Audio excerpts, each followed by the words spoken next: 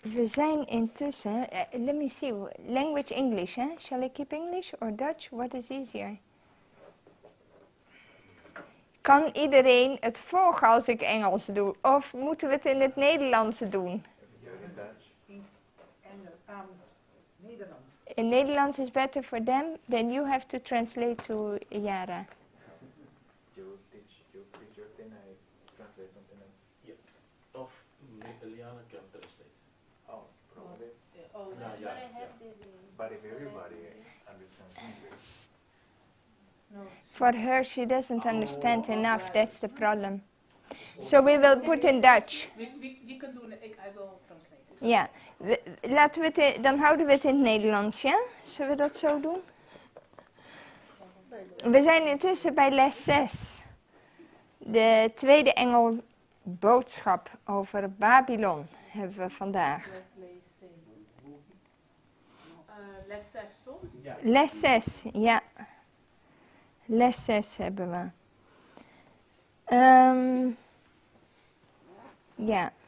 Ik stel voor...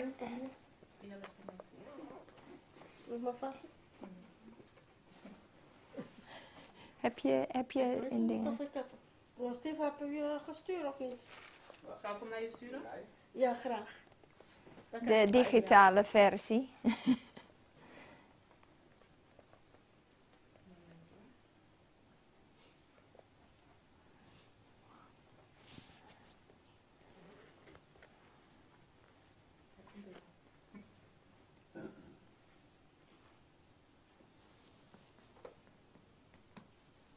Ja.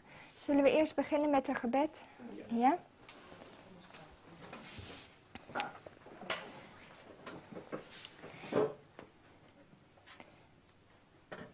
Lieve Vader in de hemel, Heer, wij danken u voor deze morgen, dat we de les mogen bespreken en dat we meer mogen leren uit uw woord.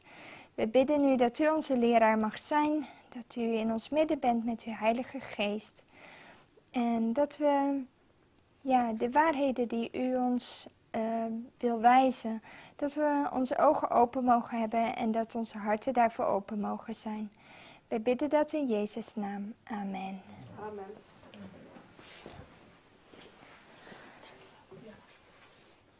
Goed, laten we eerst maar eens gaan naar Openbaring 14, vers 8. Dat is onze eerste tekst. Misschien wil iemand die voorlezen.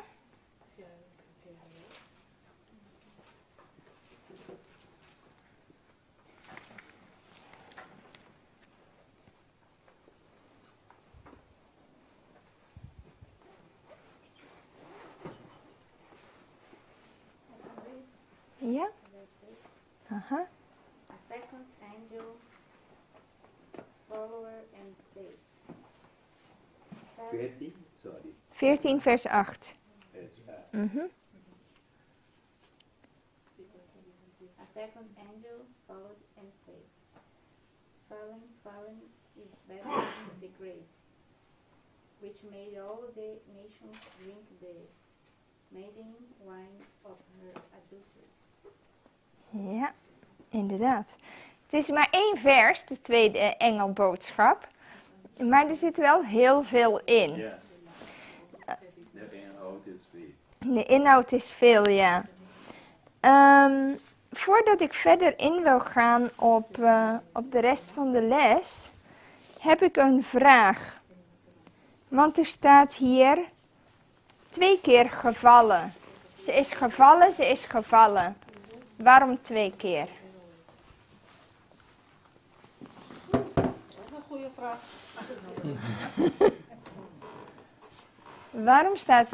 Waarom staat er, zij is gevallen, zij is gevallen? Als je 1 keer zegt, is toch ook voldoende? Was het misschien ook duidelijk te maken? Sowieso, als dingen herhaald worden, dan zijn ze belangrijk. Dat sowieso. 2 en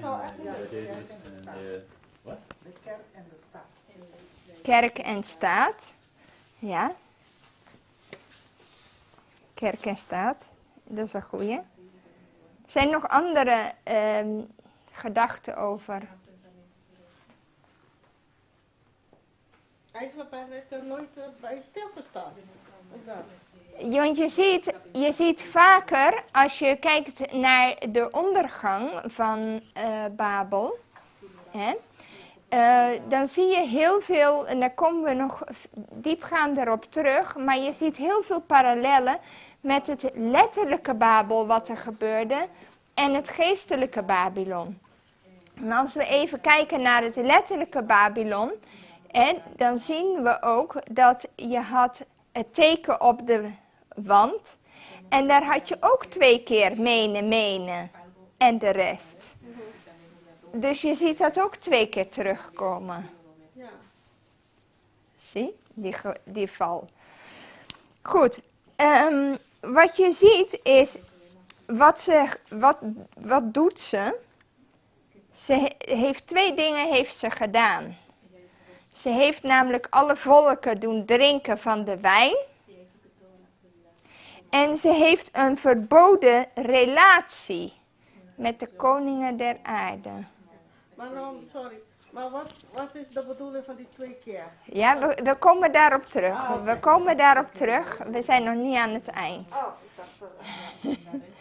Dus we gaan eerst even verder door de les en we laten het even bezinken. Oké. Ja? Maar ik kom erop terug. Dus in ieder geval, we zien 2 verboden dingen die ze doet. Ze geeft iedereen van de wijn en maakt ze dronken. Ja. En ze heeft verboden relatie met de koningen der aarde, want ze bedrijft hoererij. Ja. En dat is geen, of overspel, dat is geen normale relatie. Sterker nog, ik ga heel eventjes naar die teksten in de Engelse versie. Als je kijkt naar dat woord fornication, overspel, in vers 8, dan zie je dat daar heel veel dingen onder vallen, bijbels gezien. En ik heb een hele studie gemaakt van verboden relaties in de Bijbel, immoraliteit. En wat je hier in dit ene woord terugvindt, is dat het een verboden relatie is. En wat we daaronder vinden is overspel.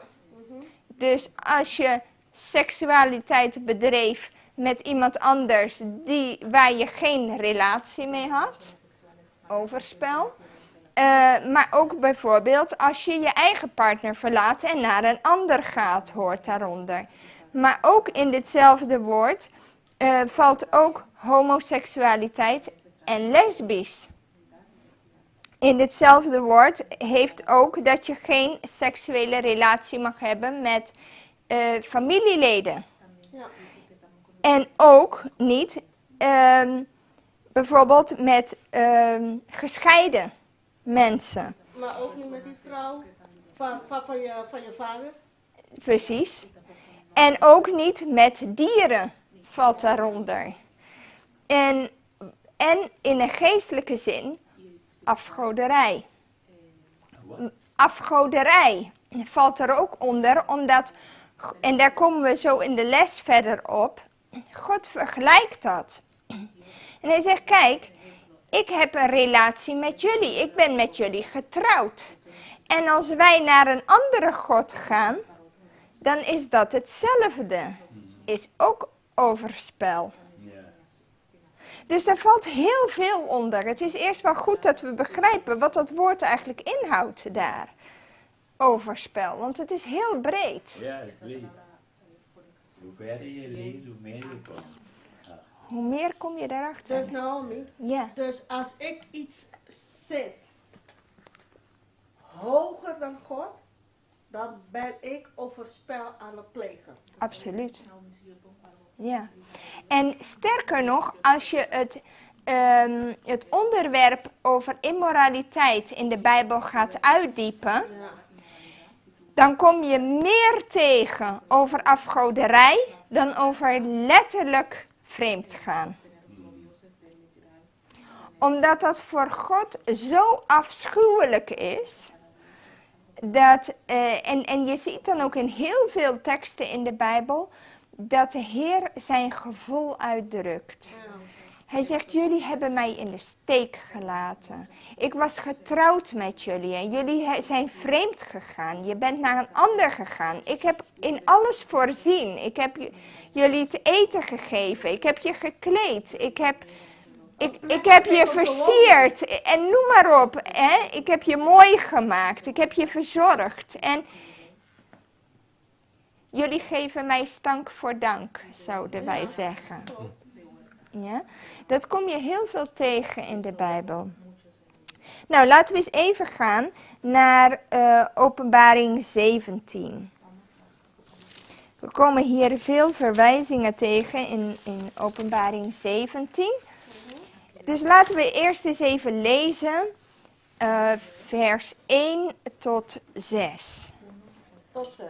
Ja, wil je dat Zal ik lezen? lezen? Ja hoor. En uit de 7 engelen, die de 7 violen hadden, kwam en sprak met mij en zeide tot mij, kom herwaarts, ik zal u tonen het oordeel der grote hoer, die daar zit op vele wateren, met welke de koningen der aarde gehoereerd hebben, en die de aarde bewonen, zijn dronken geworden van de wijn harer hoererij. En hij bracht mij weg in de woestijn, in de geest, en ik zag een vrouw, zittende op een scharlakenrood beest, dat vol was van namen der godslachtering, en had 7 hoofden en 10 hoornen. En de vrouw was bekleed met purper en scharlaken, en versierd met goud en kostelijke gesteenten en paarlen, en had in haar hand een gouden drinkbeker, vol van gruwelen, van onreinigheid harer hoererij. En op haar voorhoofd was een naam geschreven, namelijk verborgenheid, het grote Babylon, de moeder der hoererijen en der gruwelen der aarde. En ik zag dat de vrouw dronken was van het bloed der heiligen en van het bloed der getuigen van Jezus. En ik verwonderde mij als ik haar zag met grote verwondering. Ja, inderdaad. Dus de vraag is hier bij vraag 3, wat van seksen wordt hier aangeduid? Want deze kerk, dit staat voor een kerk, maar die wordt aangeduid als wat? Hoe wordt het Babylon genoemd? Ja. Remember, in the Sabbath school lesson, the Babylon that is referring to. Oh yeah, sorry. The Babylon in the Sabbath that is Sabbath school refers to is the same Babylon of Revelation 19 and 17. But in the second angel's message, Babylon is not the papacy. Babylon are the Protestant churches. Now, that is, remember the quote from early writings, that if we step off the platform that had 3 steps, then she says, if we step off that platform, then we won't be saved. Right? Then we are forsaking God. Now, that's why our message as a Seventh-day Adventist is not a pleasant message, and it's also not it's a little bit a hard message, but we as a church, by going into ecumenical alliances, then we have stepped off the platform of the 3 angels' messages by citing away the second angel's message, which condemns all Protestant churches as Babylon, and also the third angel's message, which is against the papacy. So that means that we have forsaken the platform that Sister White writes in the book Early Writings, which means that the church is in darkness by doing that. And there is no salvation in those decisions. Ja, dus even kijken, moet ik het vertalen? Wat hij zegt is, het Babylon waarnaar verwezen wordt, zijn ook de afgevallen protestantse kerken. Ja? En in de derde engelboodschap wordt specifiek het pausdom genoemd. Ik ga een vraag terugstellen aan broeder Sebastian, gewoon om het even scherp te houden. Ik ga eventjes op de plek zitten van moeilijke mensen, dus kijk uit. Sebastian, als je zegt, de koningen van de aarde hebben hoererij bedreven, met wie hebben zij dan hoererij bedreven? Welke boerderij? In vers 2, er staat vers 2, de grote hoer heeft hoererij bedreven, met wie? In verse 2 of Revelation. Ja, 17. En wie is dan die moeder van de hoeren, die al die heiligen heeft vermoord? Kunt u dat nog een keer herhalen? Ja, dus mijn vraag is, Ja. in vers 2 staat, laat je de grote hoer zien, hè? Want de koningen hebben met haar hoererij bedreven. Ja. Maar er staat, de moeder van de hoeren in vers 5 was dronken van het bloed van de heiligen. Yeah, De the mother does talk about the papacy. Yes, that's also what I understand. But the harlots are the Protestant churches. Ja, It's Dus- apostate Protestantism. dus wat je hebt hier een combinatie. Je hebt de moeder van de hoeren, Ja. is het pausdom. Maar de dochters, die ook hoererij bedrijven, zijn de afgevallen protestantse kerken. Ja. Splits. Zie je? Wat zou je zeggen bijvoorbeeld,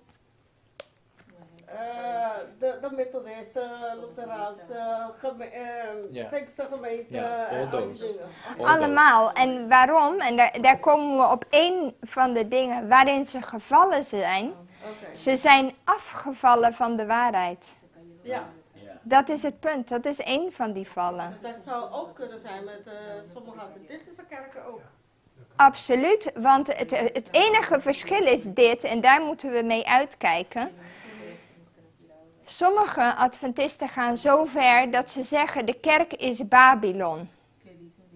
En dan praten ze over de reguliere gemeente, is Babylon. Maar Sister White schrijft heel duidelijk dat wij de kerk geen Babylon kunnen noemen. En waarom niet? Dat is de kerk van God. Well, ja, remember, nee. Misschien doordat er zitten nog andere mensen in die groep dat niet. Moet ik het? Ja, misschien zitten mensen bij die niet alles doen zoals die anderen. Zoals die anderen, dus die nog niet afgevallen zijn. Ja? Nog anderen? Normaal gesproken, Babylon staat voor verwarring. Dus dan betekent eigenlijk dat je geen goed onderwijs hebt gehad. En in zekere zin geldt dat voor iedereen die geen onderwijs gehad heeft natuurlijk. Maar dat wil niet zeggen dat je Babylon bent. Je bent pas Babylon als je delen van je boodschap afwijst. En dan word je ook verantwoordelijk. En ja, oké. Dan ben je Babylon. Bewust, oké. Maar Babylon, het moet ietsje specifieker hier. Het punt is, Babylon heeft twee hele duidelijke kenmerken. En wat zijn die kenmerken waarin we kunnen weten dat is Babylon of is een deel van Babylon geworden. Er moeten 2 kenmerken zijn daarvan. Dat is waarom je niet kunt zeggen, de Adventkerk of die kerk is Babylon. Dat kun je eigenlijk nooit zeggen, omdat het altijd persoonlijk gaat op dit moment. Ja, niet helemaal. Niet helemaal, Niet helemaal. Omdat de voorganger mensen mee kan nemen. Hè, het is moeilijker om buiten aan Babylon te zijn in een andere kerk dan de Adventkerk bijvoorbeeld. Als je oprecht bent. Tuurlijk, maar het is altijd zo. Kijk, je hebt natuurlijk altijd een persoonlijk stukje. Dat is natuurlijk altijd zo. Maar als je het hebt over een gemeente, dan heb je het over een collectief gebeuren in de eerste plaats.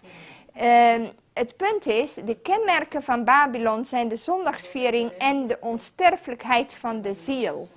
En deze 2 punten zijn geen feit binnen de Adventkerk, ook al heb je heel veel afvalligheid. Ze doen allerlei dingen die niet kunnen. Homoseksuele mensen mogen leiding nemen en dat klopt ook allemaal bijbels niet. Maar de vrouw in het ambt, en zo heb je nog wel meer punten. De gezondheidsboodschap die grotendeels wordt afgewezen. Ook de geestelijke profetie wordt in grote delen afgewezen. Maar de zondagsviering... Want het gaat heel snel. Ik moet heel veel Oké, vertellen. Dus de zondagsviering en de onsterfelijkheid van de ziel zijn nog steeds geen officiële punten die aangenomen zijn door de Adventkerk. Ze vieren nog steeds de ware Sabbat en ze geloven ook niet in de onsterfelijkheid van de ziel. That is why Sister White says that the Seventh-day Adventist Church is in danger of becoming a daughter of Babylon. Yeah. Because it's a collective. Of course, that doesn't mean everybody, Yes. because there's always a minority that wants to be faithful to the Lord, but collectively, it's in danger. Yeah. And it's in danger for many reasons that have been shared in this church. Ja, dus For the last weeks. collectief, eventjes om kort samen te vatten. Collectief zijn we als gemeente in gevaar om een dochter van Babylon te worden. Want wat je ziet is dat met de connecties die ze al hebben gelegd met de Raad van Kerken, dat ze eigenlijk al instappen daar. En we weten vanuit de geestenprofetie dat er een moment zou komen dat ze ook in die zondagsviering mee zullen gaan. Ja, dus op dat moment, als deze pijlers onderuit gaan, dan word je terdege, zoals Sebastian ook zegt, heb je het risico om een deel van Babylon te worden. Daarom moet je ook Nou, teruggaan naar het woord Babylon, omdat dat verwarring betekent. En Ja. in elke kerk kan er verwarring zijn over doctrines. Ja, Hè, dus je moet altijd de Bijbel willen volgen met een goede uitleg en je moet niet kijken naar sommige fantasieën van sommige, of filosofieën van sommige mensen. mensen, absoluut. In verschillende Adventistische kerken Mhm. zijn er heel veel Babylonische wijn binnengekomen. Dat is waar. Als het zo doorgaat, dan inderdaad, dan zullen ze ook meedoen met de zondagwet. En dat weten we ook, dat de geestenprofetie daarover spreekt, dat zulke mensen onderuit gaan. Omdat ze nu in wezen al niet staan voor waarheid. Dus waarom zouden ze voor waarheid staan als het nog moeilijker gaat worden? Ja. Bijvoorbeeld, ik was 2 weken geleden naar de doopdienst gegaan. Ja, Maar je ziet, dat is niet meer zoals ik heb het geleerd toen ik klein was in de Adventistische kerk. En ik denk ook dat de mensen niet alles leren zoals het hoort. Omdat, Ja. ik ga eerlijk zijn, er waren een paar zusters die gingen gewoon dopen met een neusring, oorbellen, allemaal gewoon net als gewoon. En ik zeg, hebben ze aan deze mensen niet uitgelegd wat dat al die afgoderij betekent? Betekent. Ja. En niet alleen dat, maar ze waren de hele tijd liederen van een Pinkstergemeente aan het zingen. Ik zei, wat zijn onze church e-mails? Dus je ziet hoe al het Babylonische wijn binnen is gekomen. Je ziet Jammer. zeker die invloeden, zie je, hè, in de gemeente terug. En dat is ook alarmerend. Hè? Maar tegelijkertijd moeten we wel begrijpen wat de pijlers zijn van Babylon. En dat we weten, Ellen White heeft ook verschillende teksten als je dat studeert, dat wij de kerk geen Babylon kunnen noemen, zoals de situatie is. Ook al zijn er heel veel afvallige en Babylonische invloeden. Maar dat maakt de kerk nog niet tot Babylon. Nee. Maar ze zijn wel in het gevaar om een dochter van Babylon te worden. Met de pijlers die we weten en die ze ook in de toekomst onderuit willen halen. Maar juist, maar juist die kerken zijn aan het groeien. Omdat ze hebben die Babylonische wijn. Dat is En waar. zijn ze aan het groeien. Terwijl wij hier in deze groep, dat we zitten zo diep te bestuderen en gehoorzamen, groeien we niet zo snel. Ik bedoel, omdat de waarheid is echt diep en dan moet je raken. En als jij niet eens bent, ja, dan wil je niet ver in zo'n groep gaan. Dat is wel jammer. Yeah, but that is because truth is for a few, not for the many. Oké. De waarheid is voor de minderheid en niet voor de meerderheid. It is intended for everybody. Het is voor iedereen, But- maar niet iedereen kiest dat. Those who walk in it are the few and not the many. Ja, So if you diegenen have a die erin conservative wandelen. church, then you should not expect a big church. Als je een conservatieve gemeente hebt, moet je niet een hele grote gemeente The Bible verwachten. says. De Bijbel noemt het een klein kuddeke. The Bible says, Ja. narrow is the way that leads to heaven, and few walk in it. Ja, want de Heer zegt, nou is de weg en er zijn er weinigen die het vinden. Niet de meerderheid. Secondly, climate change is the same as Sunday worship. Klimaatverandering is hetzelfde als zondagsaanbidding. And the Seventh-day Adventist Church supports climate change, En klimaatverandering, agenda, wordt ondersteund door de kerk. which is the same as Sunday worship. Dus je ziet het heel sterk hoe zich dat ontwikkelt. So it will come to a time Er komt een tijd that the Seventh-day Adventist Church will keep Sunday. dat de Zevende-dags Adventisten gemeente officieel zondag zal gaan vieren. If we remember page 1 of Spalding and Magan collection by Sister White, En ook in de Spalding en Magan collectie van Sister White op bladzij 1. if you study those statements very carefully and also pray and meditate over those paragraphs very carefully, Als je die paragrafen en die citaten daar leest en daarover bidt, the church in that vision sided with Sunday keeping. dan zie je dat de gemeente aan de kant van de zondagsviering gaat staan in die tijd. Otherwise, it wouldn't be Anders? persecuting the remnant. Want anders dan zullen ze ook doelwit worden van de vervolging.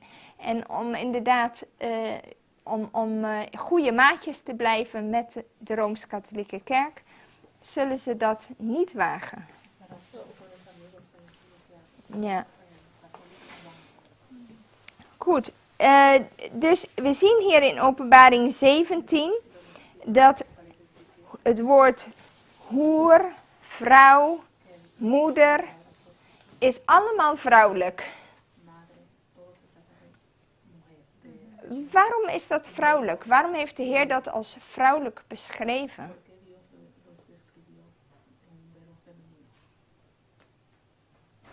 En hoe kunnen we zo makkelijk de connectie leggen dat dit gaat over een kerk? Want als jij iemand op de straat tegenkomt, die kan dat wel eens bestrijden. En die zegt, wat bedoel je?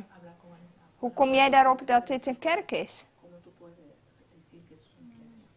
Ga terug naar de verbondsrelatie. En net zoals dat je trouwt, Vete vuelta. dat ook een verbondsrelatie is eigenlijk. Hè, dus een huwelijk is een verbondsrelatie. Het is een verbondsrelatie. Ja, en God zelf is de vader. Ja, En dus Jezus is de man, dus zijn partner is de vrouw. zijn partner is de vrouw. Dat is een goed punt. Als we kijken in punt 4, dan zien we hier de tekst van Jeremia 6 vers 2. Wat stond daar? Wat hebben we? Jeremia 6 vers 2.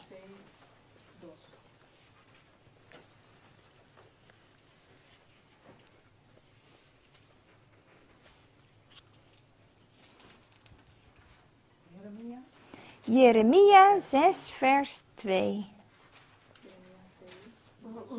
Zou ik het lezen? Ja hoor, lees het maar. Ik heb wel de dochter Sions bij een schone en wel lustige vrouw vergeleken. Precies, dus we zien hier, de dochter van Sion wordt vergeleken met een vrouw. Ja? Maar goed, wie is Sion? Dat is even de vraag. Laten we eens kijken in Jesaja 51 vers 16.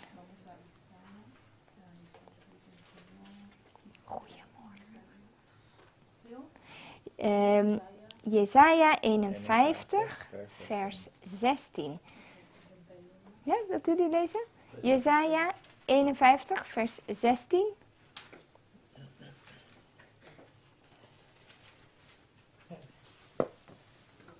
Heeft u maar gevonden? Vers 16. Ja, 51 vers 16. Dat zegt, ik leg mijn woorden in uw mond. En bedek u onder de schaduw van mijn hand. Om de hemel te planten en de aarde te grondvesten. Om te zeggen tegen Sion, u bent mijn volk. Oké. Dus we hebben gezien, in Jeremia wordt de dochter van Sion vergeleken met een vrouw. En we zien hier in Jesaja dat Sion Gods volk is. Ja? Dus met andere woorden, Gods volk wordt vergeleken met een vrouw. Oké. Als we even die andere teksten kijken, 2 Korintiërs 11 vers 2.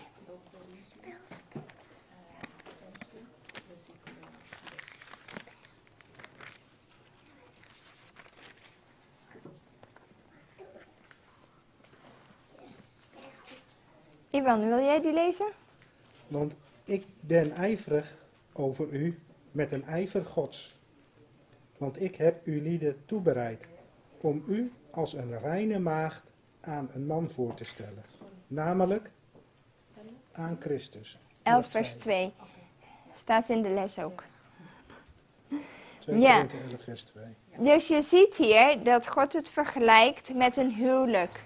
De vrouw zijn volk en voorgesteld aan Christus. En de tekst in Efeze is eigenlijk hetzelfde, dat hij zegt, Christus is het hoofd van de gemeente, net zoals de man het hoofd is van zijn vrouw. Dus je ziet daar hetzelfde idee, zie je daar terug. Nou, en dat is ook wat verklaart dat die overspel, wat hier gebeurt, in Gods oog zo kwalijk is. Omdat uiteindelijk wij zijn verbonden aan Christus. En als wij andere goden achteraan gaan en wij volgen Babylon, wie gaat dat voelen? God. God gaat dat voelen. En hij heeft daar verdriet van. Want wij hebben een relatie met hem. En als wij weggaan naar een ander, is het geestelijk overspel.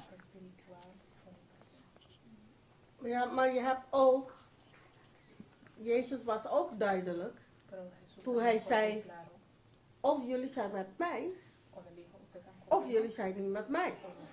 Of je bent tegen mij. Ja, tegen mij. Omdat Ja. daar heb je ook, dat je bent met God, maar je bent ook met de wereldse dingen bezig.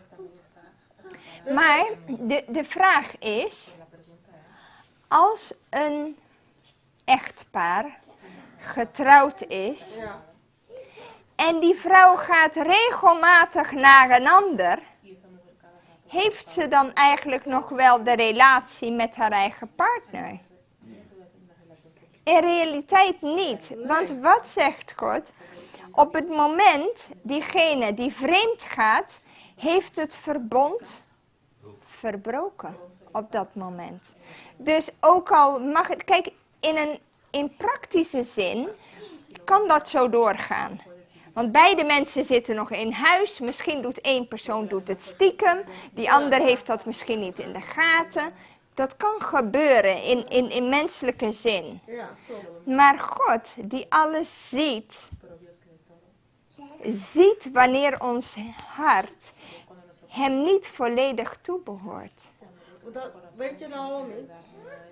Het gebeurt heel veel met veel van de Adventisten. Dat alleen op zaterdag herinneren ze dat ze een relatie hebben met God. Maar door de week vergeten ze helemaal, Mag je even vergeten ze helemaal dat God bestaat. Dat En dan is gaan waar. dan gaan we gedragen als wereldse mensen door de week. Maar zaterdag willen we doen net alsof wij Dat is waar. niks aan de hand was. Ik ben helemaal volledig voor God. Maar is de relatie in stand in werkelijkheid? Nee, Nee. nee. Want ik kan niet zeggen, ik ben getrouwd met Sebastian door... Ik ben alleen op Sabbat ben ik getrouwd met hem en de rest van de dagen niet. Klopt. Dan gaat er iets gebeuren. Dus dan vraag ik me af. Dan moet die persoon eigenlijk een keuze maken. Of je blijft in de wereld. Of je blijft bij Jezus. Dan je brengt verwarring ook bij andere mensen. Dat is waar. En daarom is het ook zo dat de Bijbel zegt dat mensen die lauw zijn, zoals in Laodicea, een grotere gruwel zijn dan diegenen die koud zijn. Want Jezus zegt, was u maar. Warm Of koud. koud, maar ertussenin, daar kan ik niks mee beginnen. The in-between are for the diplomats. Het probleem is dat de mensen die in het midden zijn, dat zijn mensen die willen neutraal blijven. Maar in werkelijkheid bestaat neutraal in een oorlog niet. Je bent of daar of daar. Dus die mensen houden zichzelf voor de gek. Ze hebben een schijn van godsvrucht, zo noemt de Bijbel dit ook, maar missen de kracht daarvan. People that have diplomatic tendencies have not yet been born again. Ja. In werkelijkheid zijn deze mensen niet wederom geboren. Ja. Dat is het probleem. Ze hebben een diepe bekering niet meegemaakt. Juist.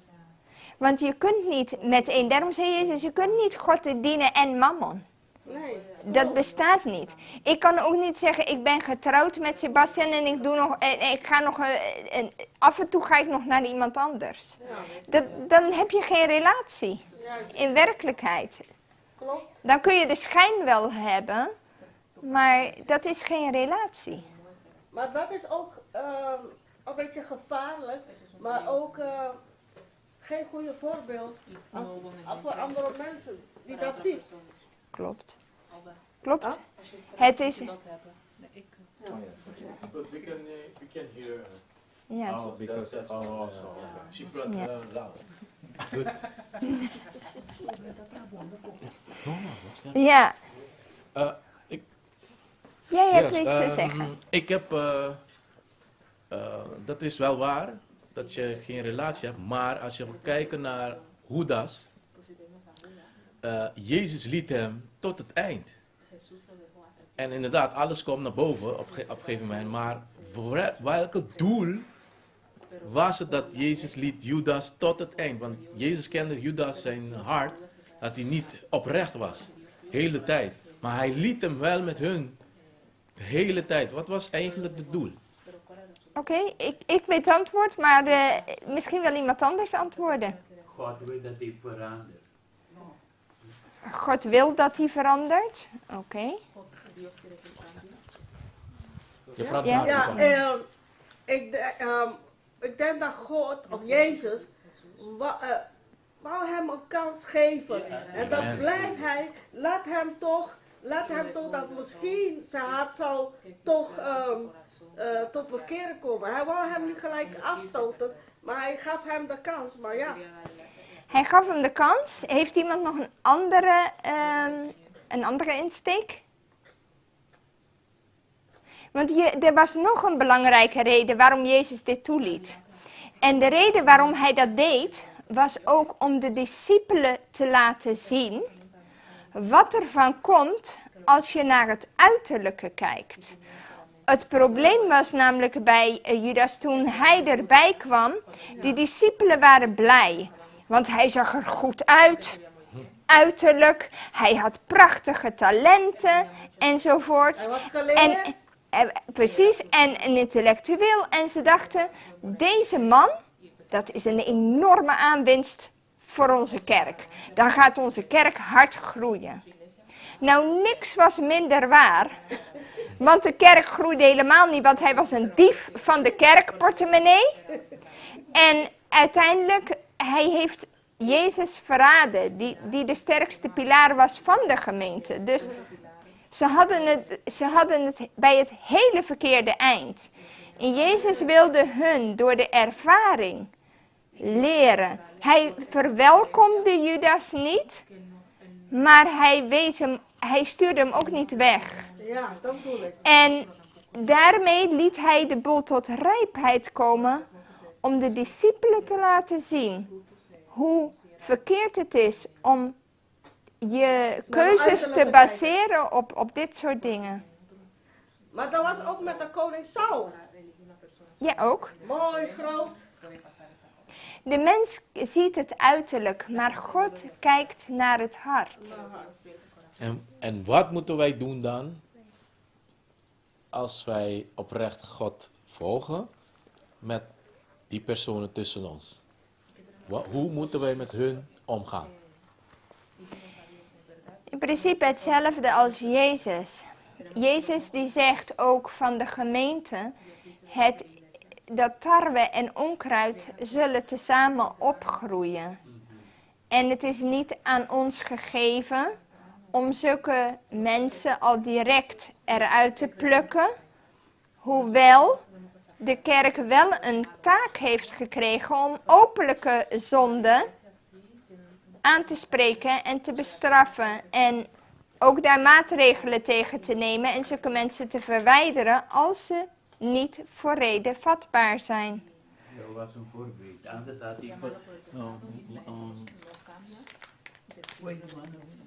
Judas weg van de eerste dag weggestuurd. Maar die laten daar staan om een voorbeeld te geven over zijn gedrag, zijn gedoe en al die Wat er zou gebeuren, ja. Ja.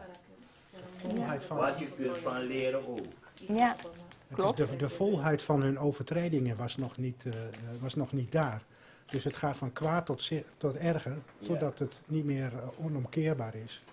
Precies, ja. En daar zien we ook dat de goedertierenheid van God is heel groot. Genade, Hij ja. gaat tot het uiterste om jou te redden. Dat is waar.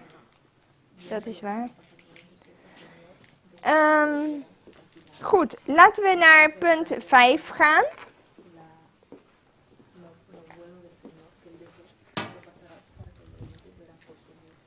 En hier komen we nog een beetje dat stuk tegen. Waar zit die vrouw, die hoer, in Openbaring 17? Waar bevindt zij zich?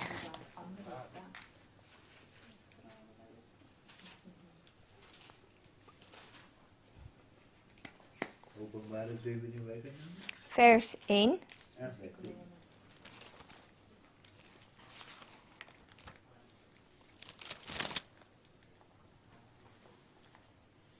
Waar is zij? Aan de vele wateren, ja?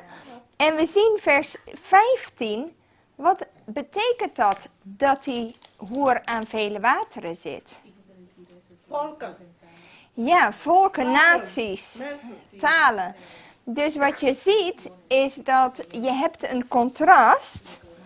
Je hebt aan de ene kant beschrijvingen van beesten die opkomen uit de aarde. Ja, En je hebt beest die komt uit de zee. oké.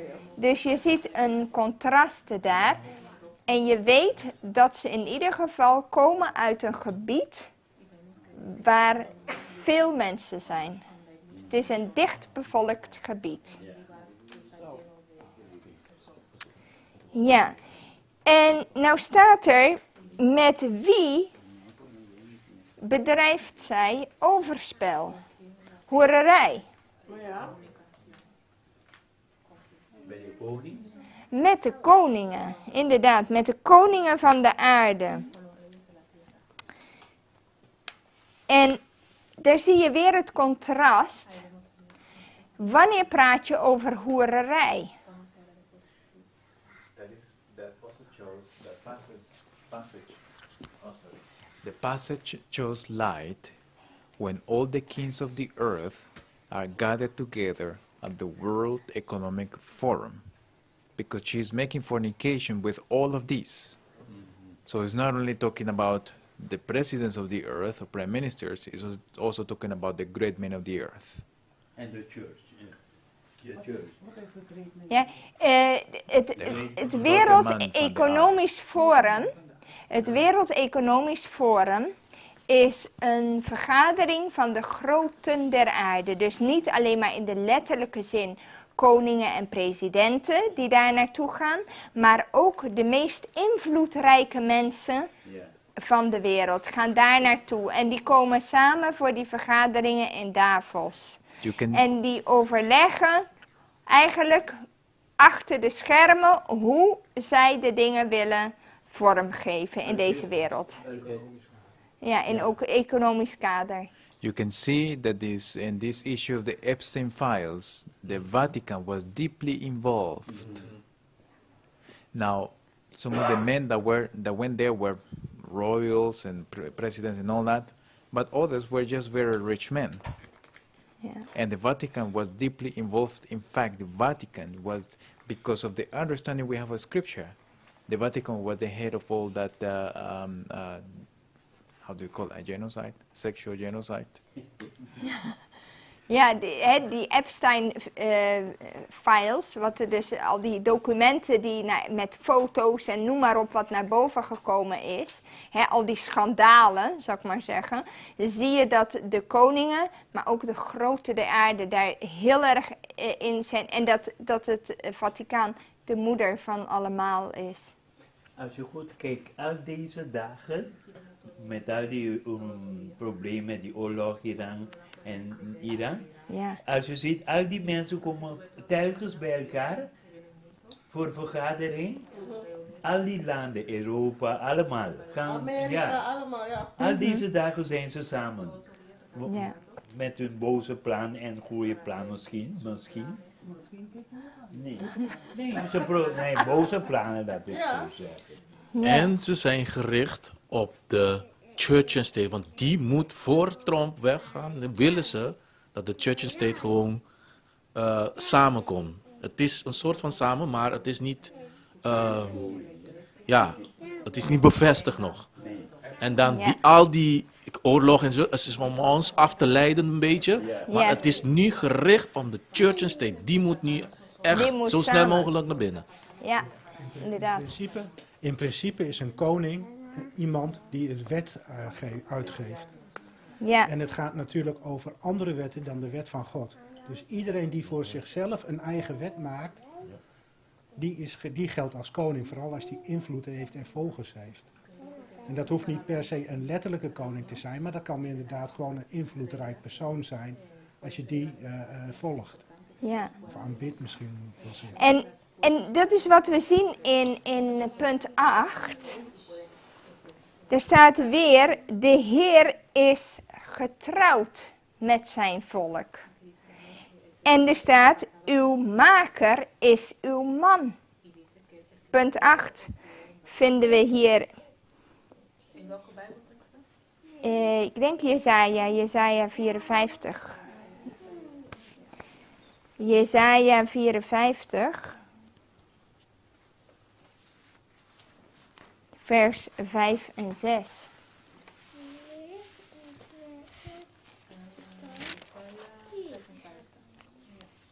Ja. 54. 54, vers 5. Staat weer hetzelfde beeld van uw maker is uw man. Het benadrukt, vers 5 en 6. Het benadrukt heel sterk dat wij een relatie hebben met de Heer.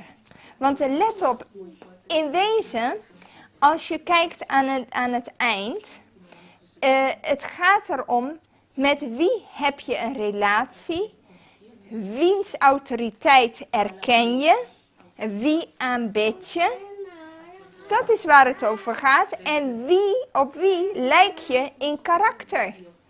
Dat is waar de eindstrijd om draait. En je ziet hier heel duidelijk dat contrast iedere keer terugkomen. Of je hebt een relatie met de Heer, in ware zin.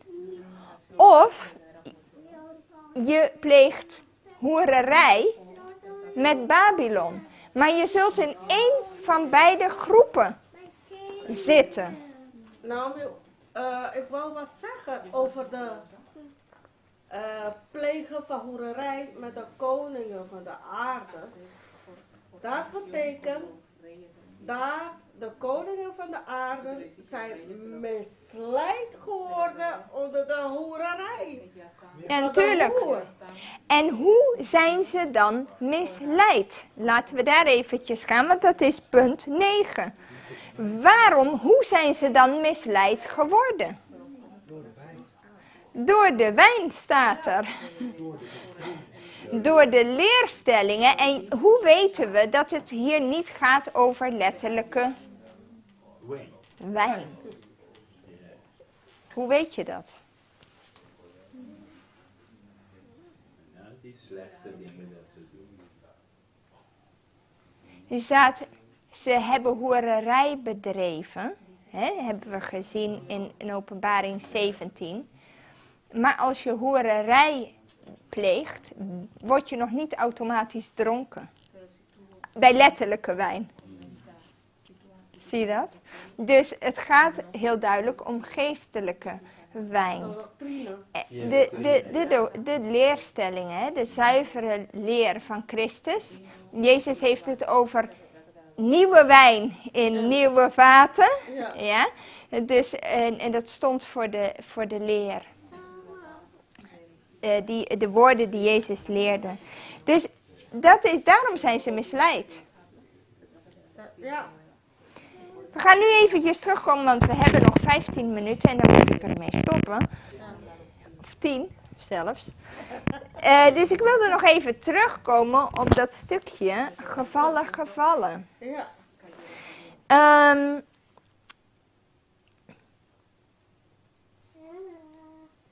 Het doel van alles, dat zien we ook bij het echte verhaal van Biliam.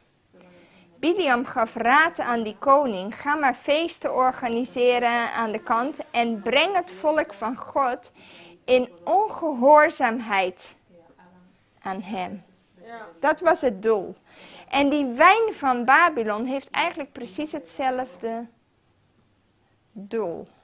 Om mensen tot ongehoorzaamheid te brengen aan Gods geboden. Ja? Nou, is het zo.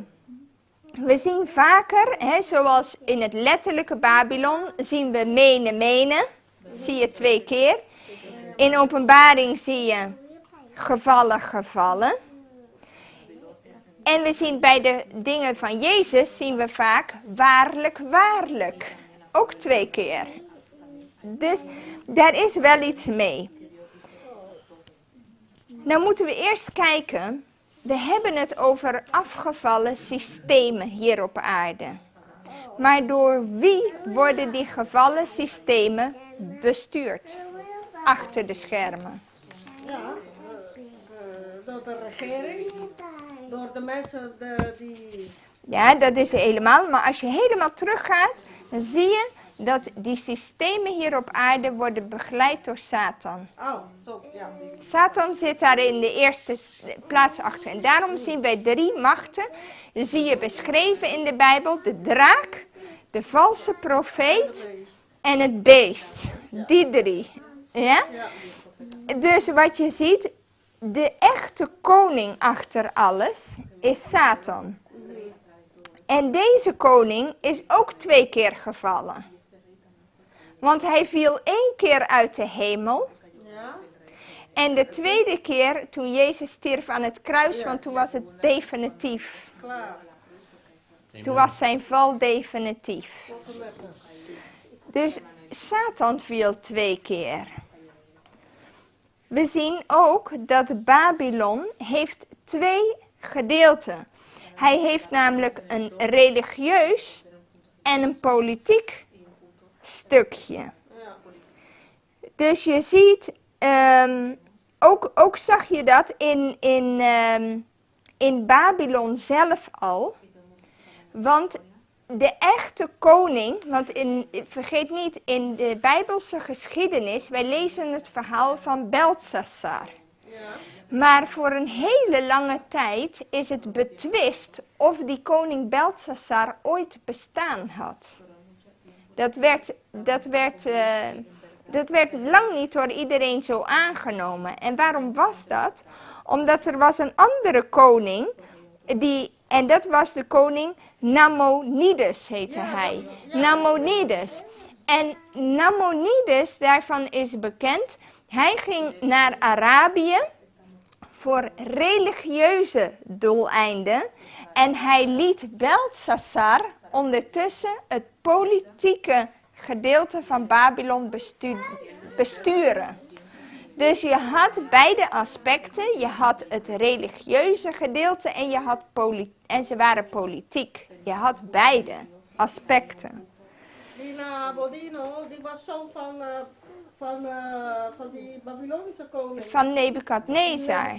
Want je had Nebukadnezar, Nabonides en hij was een kleinzoon. Beltsassar was een kleinzoon. Ja? Dus je had politiek en religieus. En dat zie je ook weer terug in het geestelijk Babylon. Want ook het pausdom heeft religieus en politieke macht. Alle 2 gecombineerd. Nou zien we dat in alle gevallen was het zo. Babylon, die viel. Hè? Want God die zegt, jouw koninkrijk is aan een eind gekomen. Bij Beltsassar, we zien die val.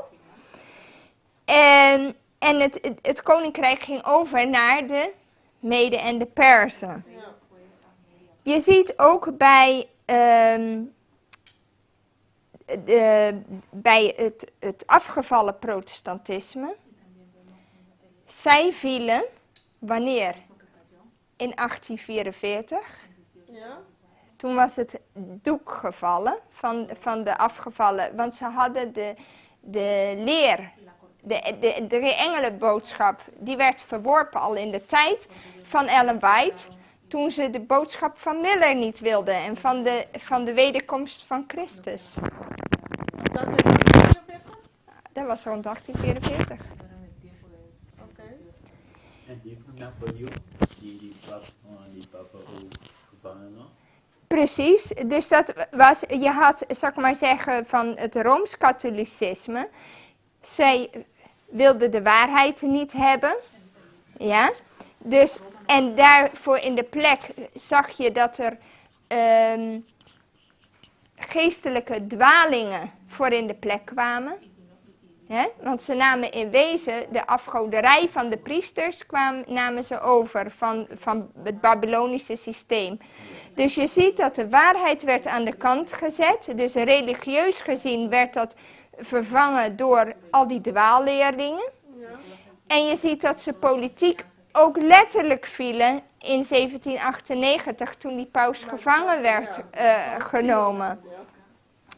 En nu zie je ook weer dat ook de afgevallen kerken, die hebben de boodschap verworpen.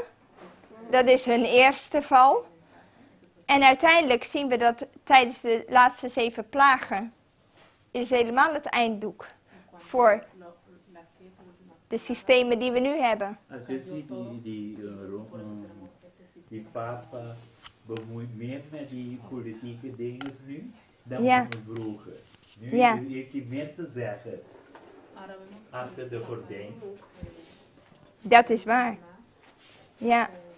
Maar je ziet iedere keer van een rechtvaardige wordt gezegd, hij kan heel vaak vallen, maar hij staat weer op. Ja. Dat is het mooie van dus je ziet iedere keer als je een val hebt, dan betekent het dat ze vallen af van wat? Van de waarheid. Ja? Een rechtvaardige kan ook struikelen, kan ook fouten maken enzovoort. Maar die staat altijd weer op met Gods kracht. En dat is een heel groot verschil. Oh, that only you want to tell me. Ja. Dus je ziet heel vaak als je kijkt bijvoorbeeld ook, je bent gevallen. Dat woord gevallen zijn vind je ook terug aan gelovigen. Bijvoorbeeld bij de laatste 7 gemeenten. Er wordt gezegd tegen de gemeente, herinner je van waar je gevallen bent en doe weer je eerste werken. En dat verwijst terug naar de eerste liefde die ze verzaakt hadden voor de Heer. Zie je dat? Dus je ziet hier, gevallen is iedere keer in combinatie met dat je de waarheid heb je afgewezen, laat je in de steek. En je hebt een geestelijke val, maar ook een letterlijke val. Ja, die mensen goed opletten op die gevallen. Dus je hebt iedere keer 2 aspecten daarvan. Dus het is niet zo gek dat er staat gevallen, gevallen. Want ze vallen 2 keer. Van de waarheid vallen ze af, maar ook een letterlijke val. En je zag dat bij letterlijk Babel, je ziet dat bij het geestelijke Babel. Zie je dat terug. En eigenlijk zie je dat ook nu weer. Ik bedoel, mensen... Ik kan het terugzien in Farao. In Farao. Ja, want Farao eerst, dus vallen, God gaf hem kansen en kansen en kansen. Ja. Maar op het moment dat God zei, oké, je luistert niet, zijn hart werd hard gemaakt. En dat is vallen, vallen, vallen. Dat is ja. Inderdaad. Ja. Het was heel definitief dat hij de waarheid had afgewezen. Ja. En dan zie je, dat was de geestelijke keuze die hij in zijn leven had gemaakt. Maar je ziet zijn letterlijke val, want niet lang daarna viel die ook letterlijk, namelijk in de golven van de Rode Zee. Ja. Ja. Zie je? And I think that is a good example because the world has had grace so long. Yeah. A lot of grace, patience, forbearance, long suffering, everything. Yeah. So can you imagine how the 7 last plagues will be without mixture, without mercy? Without mercy. But Sister White says that those plagues, when the first one falls, it doesn't go away, it stays. And when the second falls, the first one is still there. So they accumulate. So when you have the 3rd or the 4th plague or the 5th plague, the first plague is still falling. And they accumulate. So they don't go, first one and okay, then the one goes away, then the second. It's not like that. wat je ook ziet, nu je het hebt over de laatste plagen, dat de goddelozen, dat lees je in het boek Last Day Events van zuster White, zegt ze dat de goddelozen denken dat de rechtvaardigen die plagen over hun hebben gebracht. En daarom maken die plagen hun woest. Ja. Dus wij zullen heksen genoemd worden. Mensen van de duivel. Oh, absoluut. Ja. Absoluut. Het is onze schuld die hun plagen hebben. Inderdaad, inderdaad. Goed, volgende keer gaan we het tweede stuk van de les gaan we behandelen. En dan gaan we verder bij vraag 10. Hoofdstuk 6. En wie geeft dat? Nou, ik kan het tweede deel ook doen, dan maak ik hem af en dan de volgende weer.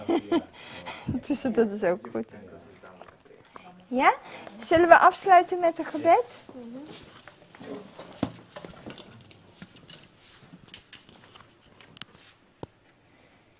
Lieve Vader in de hemel, Heer, we danken u voor deze studie die we mochten hebben over Babylon, Heer.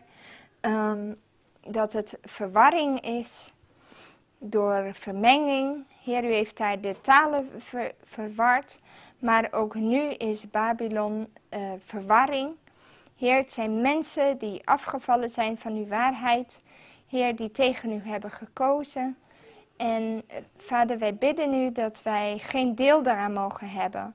Want u heeft ons gewaarschuwd dat Babylon gevallen is en is 2 keer gevallen. Net als de koning, de aardse koning, de Satan, Heer, die ook 2 keer gevallen is. Heer, wij bidden u dat wij mogen staan, onder welke omstandigheden ook, dat u ons de kracht mag geven. Want het is een enorm systeem en het heeft veel macht, ook in deze eindtijd, Vader. En we bidden u dat wij trouw mogen blijven aan uw woord. Wilt u ons daartoe de volledige vervulling geven van uw geest? Dat bidden we in Jezus' naam. Amen.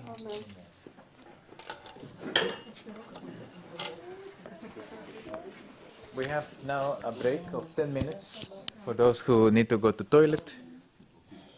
So when you hear the singing, it's time to come back.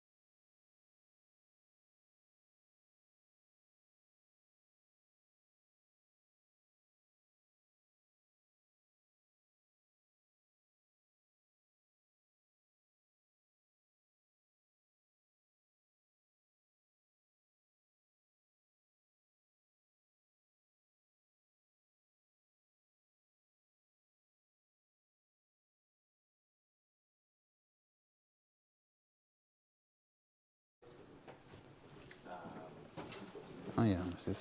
Ik hoor dat. Ja.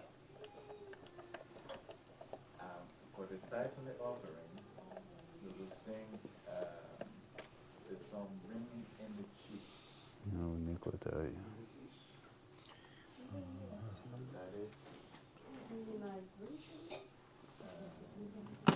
That is 369.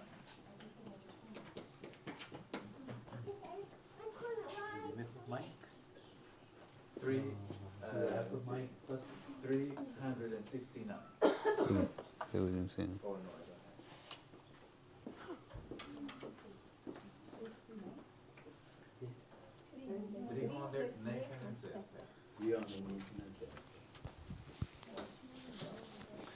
and we will sing the paragraph 1, the chorus, and the second paragraph, and the chorus, and then we end. Sowing in the morning, sowing seeds of kindness, sowing in the noontide and the dewy eve, waiting for the harvest and the time of reaping, we shall come rejoicing, bringing in the chiefs, bringing in the chiefs, bringing in the chiefs. We shall come rejoicing, bringing in the chiefs, bringing in the chiefs, bringing in the chiefs. We shall come rejoicing, bringing in the chiefs.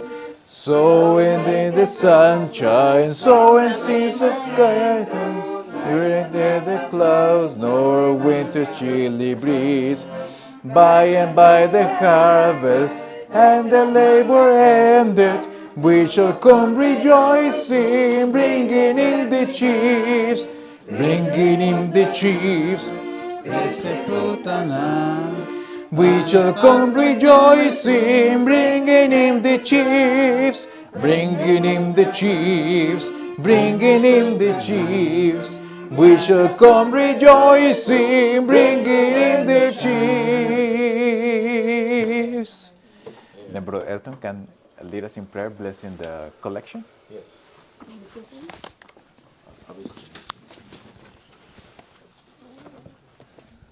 Nós teresa tata santo mi amas.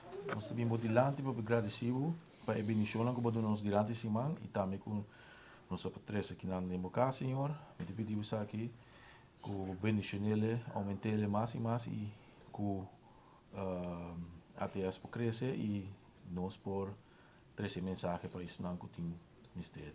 Amen. Dank u voor morgen goede tierenheid. En straks dan te pedimos in naam van Christus Jezus. Amen. Amen. Amen. Amen. Place these ones.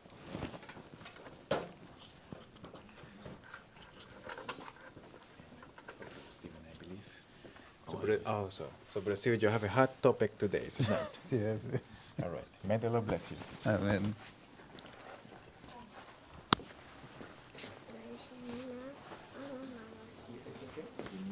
Memory, yes. Yes. Think like that, yeah. And this one, so right? Yeah. That's good. Yes. Can work. Yeah, see me.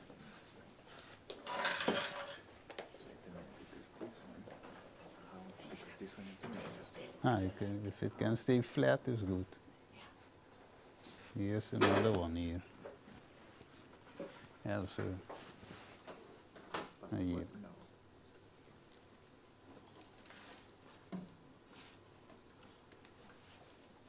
Ja, it won't fall, eh? Yeah, that's good. Okay, in the meanwhile, Holandees? Holandees. Nou, Holandees, ik weet niet waar je helpen, ja. English. Al menos niet komen. Nee, maar zij, doe maar in Nederland, mijn zuster. Of ik ga in het Nederlands vertalen voor haar. Voor wie? Ja, daarom is het makkelijker dan. Pavimento of Holandees, we gaan dat doen. Pavimento, no papiaments, because there are several here that we don't understand papiaments. And Well, Nederlands is de beste. Ja, nee. Ik kan het wel vertalen voor haar naar het Spaans, dus dan kan je gewoon in het Nederlands doen. Want zij is de enige die het Nederlands niet begrijpt. Het wordt vertaalbaar was. De enige die Nederlands niet begrijpt. En wie begrijpt geen Engels? Je moeder begrijpt het wel, maar niet alles. Nederlands is goed. Nee, nee ik doe het. Nee, Nederlands. Als je net dan kan ook. Ja? Oh, Okay, well, I will do it in English and translate it in Dutch then. Hey. Zal ik dat vertalen in Nederlands? Ja, Dat is best. Of in papier, man. Moet ik het van voren doen? ja, Steven doet het in Engels, jij doet het in Ja, doe Ja, maar maar- voor iedereen dan gelijk, want er zijn meer mensen die het niet verstaan. Ja. Oké, ja, dan doen we het zo. Nee hoor, hoeft niet. Je linken zo. Too many tongues. Yes.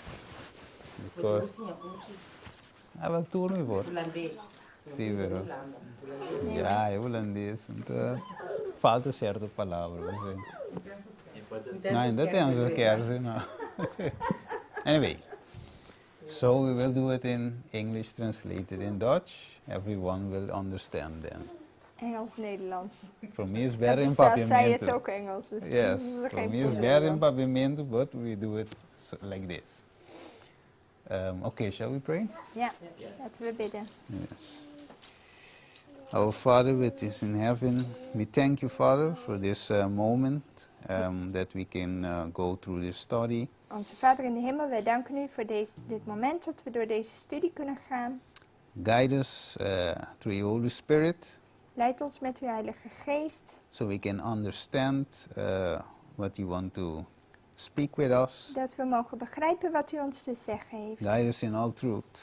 En leid ons in alle waarheid. We ask this in Jesus' name. We bidden dat in Jezus' naam. Amen. Amen. Okay. What I want to say in the first place when I was here in the topic, Toen ik het onderwerp hoorde, I didn't remember the lesson 6 because I didn't have a chance to study it. heb ik niet meer gedacht aan les 6 in het Sabbatschoolboekje. Ik had het niet bestudeerd. Yes, so I too much things. Te veel dingen aan mijn hoofd. Yeah, so but when I hear the lesson, Maar toen ik de les hoorde, it is also the same. The sermon is also about that. zag ik dat de preek en de Sabbatschool in harmonie waren. Yeah, so we will start in the same way as the Sabbath school when what I hear, Dus we beginnen op dezelfde manier. and then it will go in another direction. En dan zullen we verder gaan nog in een andere richting. Okay, so what is the topic for today? Dus wat is het onderwerp vandaag? If Noah and Enoch, John and Jesus were to preach, what should they teach? Als Noach, Today. Henoch, Johannes en Jezus hier waren, wat zouden zij dan prediken vandaag? Yes, because they were preachers of righteousness. Want ze waren allemaal predikers van gerechtigheid. Okay, so this topic has a second part also. Ook dit stukje heeft een tweede deel. And the second part is this one. En dat is deze. Okay, so stay tuned for that in the future. Dus laten we dat voor de toekomst houden. Yeah, so this one we will talk about today. Dus vandaag hebben we het over dit eerste deel. Okay, so now our scripture reading is Luke 5. We beginnen in Lucas 5. So yeah, let's read it, 33 to 39. Lucas 5 vers 33 tot 39. Yes, let's go to Luke. Okay, Luke 5. You can read it in Dutch. En zij zeiden tegen hem, waarom vasten de discipelen van Johannes dikwijls en doen zij gebeden? En evenzo ook de discipelen van de Farizeeën, maar die van u eten en drinken. Maar hij zei tegen hen, kunt u de bruiloftsgasten laten vasten, terwijl de bruidegom bij hen is? De dagen zullen echter komen wanneer de bruidegom van hen weggenomen zal zijn. Dan, in die dagen, zullen zij vasten. Hij sprak ook tot hen een gelijkenis. Niemand zet een lap van een nieuw bovenkleed op een oud bovenkleed. Anders zal de nieuwe lap het oude bovenkleed doen scheuren. En de lap van het nieuwe zal niet passen bij het oude. En niemand doet nieuwe wijn in oude leren zakken. Anders zal de nieuwe wijn de zakken doen barsten en de wijn zelf zal eruit stromen en de zakken zullen verloren gaan. Maar nieuwe wijn moet men in nieuwe zakken doen en beide blijven ze behouden. En niemand die oude wijn drinkt, wil meteen nieuwe, want hij zegt, de oude is beter. Yes. Okay. So we see two things coming in this scripture reading. We zien twee dingen voorbij komen in deze schriftlezing. The dress, the new dress, Dus het kleed, het nieuwe and kleed. also the new wine. En ook de nieuwe wijn. Okay, so what is the message Wat is de boodschap or wine? van de wijn? Or wine, yes. Message or wine, yes, from Jesus. Van Jezus. Okay, so when we go through this message, we will see it Als we door deze boodschap heen gaan, zullen we zien. because we will see also that Babylon also has a wine. Want we zullen zien dat Babylon ook een wijn heeft. And we must notice or we must know the difference En we moeten het verschil kennen. and understand it clearly En het duidelijk begrijpen. because otherwise we will drink it without notice it. Anders kunnen we drinken zonder dat we het in de gaten hebben. Yes, and then we will get drunk of it. En dan word je er dronken van. Yes. So, there is a call being made. Er wordt een oproep gedaan. Yes, and this call in Revelation 18:4. In Openbaring 18, vers 4 en 5. Let's just go there. Laten we daarheen gaan. 4 and 5, yes. Okay, can you read it? En ik hoorde een andere stem uit de hemel zeggen, ga uit haar weg, mijn volk, opdat u geen deel hebt aan haar zonden en opdat u niet van haar plagen zult ontvangen. Want haar zonden hebben zich opgestapeld tot aan de hemel en God herinnerde zich haar ongerechtigheden. Okay, so it's a calling out, right? Dus je wordt eruit geroepen, Of Babylon. uit Babylon. Okay, so we have just here the lesson. There is a spiritual Babylon, Je hebt een geestelijk Babylon, okay, which we all know is the Roman Catholic Church. de Rooms-Katholieke Kerk, zoals we weten. But also we know she has daughters. Maar ze heeft ook dochters. Okay, so there is a calling out of that particular system. We worden uit het systeem geroepen. Yes, to not participate in their sins Om geen deel te hebben aan hun zonde. and to receive of his plague, of her plagues. En niet te ontvangen van de plagen. Okay, so we all know the scripture. We kennen dit schriftgedeelte. That's why we are here. Daarom zijn we We hier. have to understand that we must leave Babylon and We come hebben to begrepen dat we uit Babylon moeten gaan. to God's remnant church. En dat we naar Gods overblijvende gemeente moeten gaan. Otherwise, we were there. We will be there tomorrow, you know, Sunday morning. Anders zouden we zondagmorgen daar in die kerken zitten. Okay, so in the secondary sense, Dus in de tweede zin, it is more deeper than that. het is dieper dan dat. Because most of us have get out physically, Want de meeste van ons zijn misschien lichamelijk wel uitgestapt. and physically we are here, En lichamelijk mogen we ook hier zijn. but spiritually we didn't get out. Maar geestelijk zijn we Completely. misschien niet helemaal uitgestapt. Yes, or mentally. Ja, mentaal. Yes. So the call that Jesus is doing De oproep die Jezus doet to get out om eruit te gaan, is a complete call. is een complete oproep. Yes, because most of us get comfortable Want de meeste van ons zijn comfortabel when we just get out physically. wanneer we alleen lichamelijk eruit zijn gegaan. Okay, so we will talk about that today. Dus daar zullen we vandaag over hebben. Yes. So when we see, for example, Revelation 1:1, Als we Openbaring 1 vers 1 zien, and we see that the revelation that we are reading, John 18:4, or the whole book of Revelation. en we lezen het boek Openbaring, Yes, the whole book.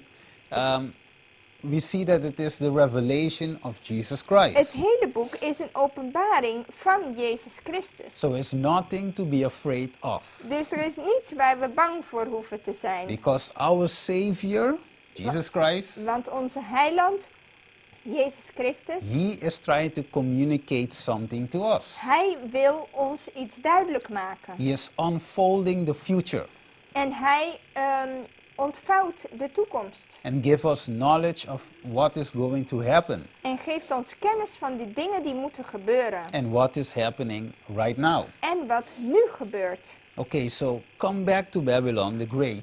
Dus terugkomend naar het grote Babylon. We will not read all of it We because zullen of niet time, alles lezen. but when you read it, Maar als je dit leest, it speaks about a woman, right? Sitting on a beast. dan gaat het over die vrouw op dat beest. Okay, so let's just get some point out of it. We halen er een paar punten uit. So Jesus showed John a Jezus, great prostitute. Jezus liet Johannes een grote hoer zien. Yes, and he showed him also that he is sitting upon many waters. En dat zij zat aan vele wateren. You know, in Revelation 17:15, that explain what the waters is. En we hebben het erover gehad dat die wateren, dat naties zijn. Yes, many people, nations, you know.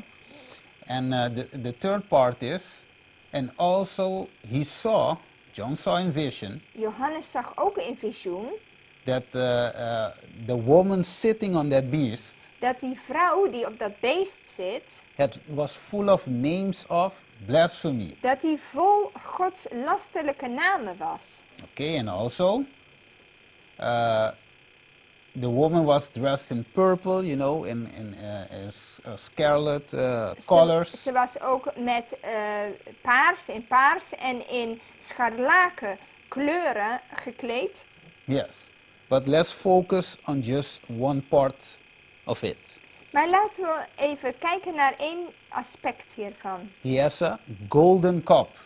Ze had een gouden beker. Okay, and what else was on her forehead? En wat had ze op haar voorhoofd? Mystery the Great, or Mystery Babylon the Great. Een naam, mysterie, het geheimenis Babylon. Yes, mother of harlots and the Moeder van- abominations of the earth. Moeder van de hoeren en van de gruwelen der aarde. And she was drunken also with the blood of the saints. Ze was dronken van het bloed van de heiligen. And it finished by saying, I wondered with great admiration. En Johannes beëindigt hier en die zegt, ik verwonderde mij ten zeerste. Now why is John wondering with admiration when he saw this woman? Waarom is Johannes zo verbaasd als hij deze vrouw ziet? Because when you read Daniel 2 and 7 and the first three beasts, Als je Daniel 2 en 7 leest, ook van die eerste 3 beesten, he didn't say something like this. toen zei hij nog niet zoiets. So this one has a special character with it. Deze is van een heel bijzonder karakter. She is a little bit different than the other three. Dit beest is anders dan die andere 3. Because she is like transforming, you know, like a chameleon. Het is een beetje een chameleon die zich verandert. Yes. Van kleur. And above that, she has also daughters, right? En bovendien heeft ze ook nog dochters. So she is not alone. Ze is ook niet alleen. For example, in Revelation 18, In Openbaring 18, she says also she sits as a queen, ze zit als koningin. and she is not a widow. En ze zegt, ik ben geen weduwe. So she is not alone. Ze is Right. niet alleen. Okay, so now let's zoom in on that cup, Dus laten we eens inzoomen op die beker. because we want to know what is in that cup, Wat zit er nou in die beker? right? That cup is very important. Want die beker is heel belangrijk. A golden cup full of abominations and filled with her fornication. Ja, het is een gouden beker met gruwelen daarin. En van haar hoererij. Yes. And because of what is inside that golden cup, En vanwege hetgeen in die gouden beker is, the habitations of the earth has been made drunk of En- the wine of her fornication. de inwoners van de aarde zijn ook dronken geworden van deze wijn. Okay, so what could the wine represent? Wat stelt die wijn dan voor? That the people or the inhabitants of the earth Dat de inwoners van de aarde can be drunk of it. daar dronken van kunnen worden. Now remember Revelation, when we speak about Revelation, Als we het hebben over openbaring, you know it speaks in a symbolic language, right? want het spreekt in symbolische taal. So the language in Revelation, you must decode it. Dus de taal in de openbaring moet je decoderen. Yes, you cannot take it like literally a beast, a teeth, a dragon. Je kunt een draak en een tand en dit en dat kun je niet allemaal letterlijk verstaan. Okay, so if that wine is symbolic, Dus als die wijn symbolisch is, then what could it mean? wat betekent dat dan? Right? So when we see, for example, Mark 2:22, Als we kijken in Marcus 2 vers 22, because we want to know more about that wine. want we willen meer over die wijn weten, Okay, because that wine make the whole earth drunk. want deze wijn maakt de hele wereld dronken. So it could be that Zou- I also are drunk. Het zou kunnen zijn dat ik ook dronken ben. Of I Toch? still have the effect of the drunkenness. Of dat wij nog de effecten van dit dronken So het hebben. that's why we must zoom in that cup. Daarom moeten we kijken. Okay. Zal ik lezen? Yes. Ook doet niemand nieuwe wijn in oude leren zakken. Anders doet de nieuwe wijn de zakken barsten en stroomt de wijn eruit en gaan de zakken verloren. Maar nieuwe wijn moet men in nieuwe zakken doen. Okay. So the new wine in new bottles. Dus de nieuwe wijn in nieuwe zakken. Okay. So is that cup new or is Is- it old cup? Is die kop nou nieuw of oud? Okay. So now I want to skip this one and go to Proverbs. Okay. Yes. So what is wine? What happens when someone takes the wine? Wat gebeurt er met iemand als hij wijn neemt? Especially the wine that Babylon serves. Vooral de wijn die Babylon serveert. Okay, we can see it also. It says wine is a. Spreuken 20 vers 1, wijn is een spotter. Sterke drank een orenstoker. Niemand die daardoor gaat zwalken is wijs. Okay, so when we take of that wine in that cup, Dus als we van die wijn nemen, are we wise? ben je dan wijs? Okay, Nee. okay, we are not wise, then we are deceived, right? Dan word je dus misleid. Okay, so what is in that wine that can deceive us or Wat to zit make er? us not wise? Wat zit er dan in die wijn wat ons onwijs maakt? Which type of wine is it? The normal grape juice? Is dat gewone druivensap wat ons dronken maakt? Yeah, that we took part of last week? En die we vorige week hebben genomen The supper? in Is het that wine that avondmaal. you gave us, Is dat die wijn? I don't think so, because I was pretty normal after taking that wine. I didn't feel anything. Ik heb niets gevoeld, ik ben er niet dronken van geworden, dus het zal de goede soort zijn geweest. Yes, and I could make the sermon. Okay, so that wine, this wine, for example, of Babylon, Die deceives us. Van Babylon, die misleidt ons. Okay, so now Revelation 12, verse 9. Openbaring 12, vers 9.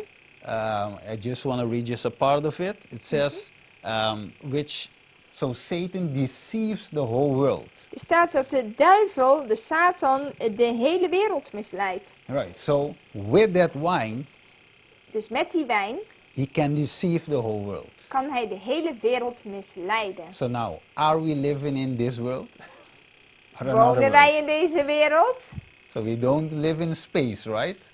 So it Wij could wonen be, hier. Dus het kan it could be that I also am intoxicated with this wine. Dus het kan zijn dat wij ook een deel van die wijn hebben gekregen. Yes, that's why we must find out this morning. Daarom moeten we dat uitvinden. Okay, so the devil is the father of lies, De duivel wordt de vader van de leugens genoemd.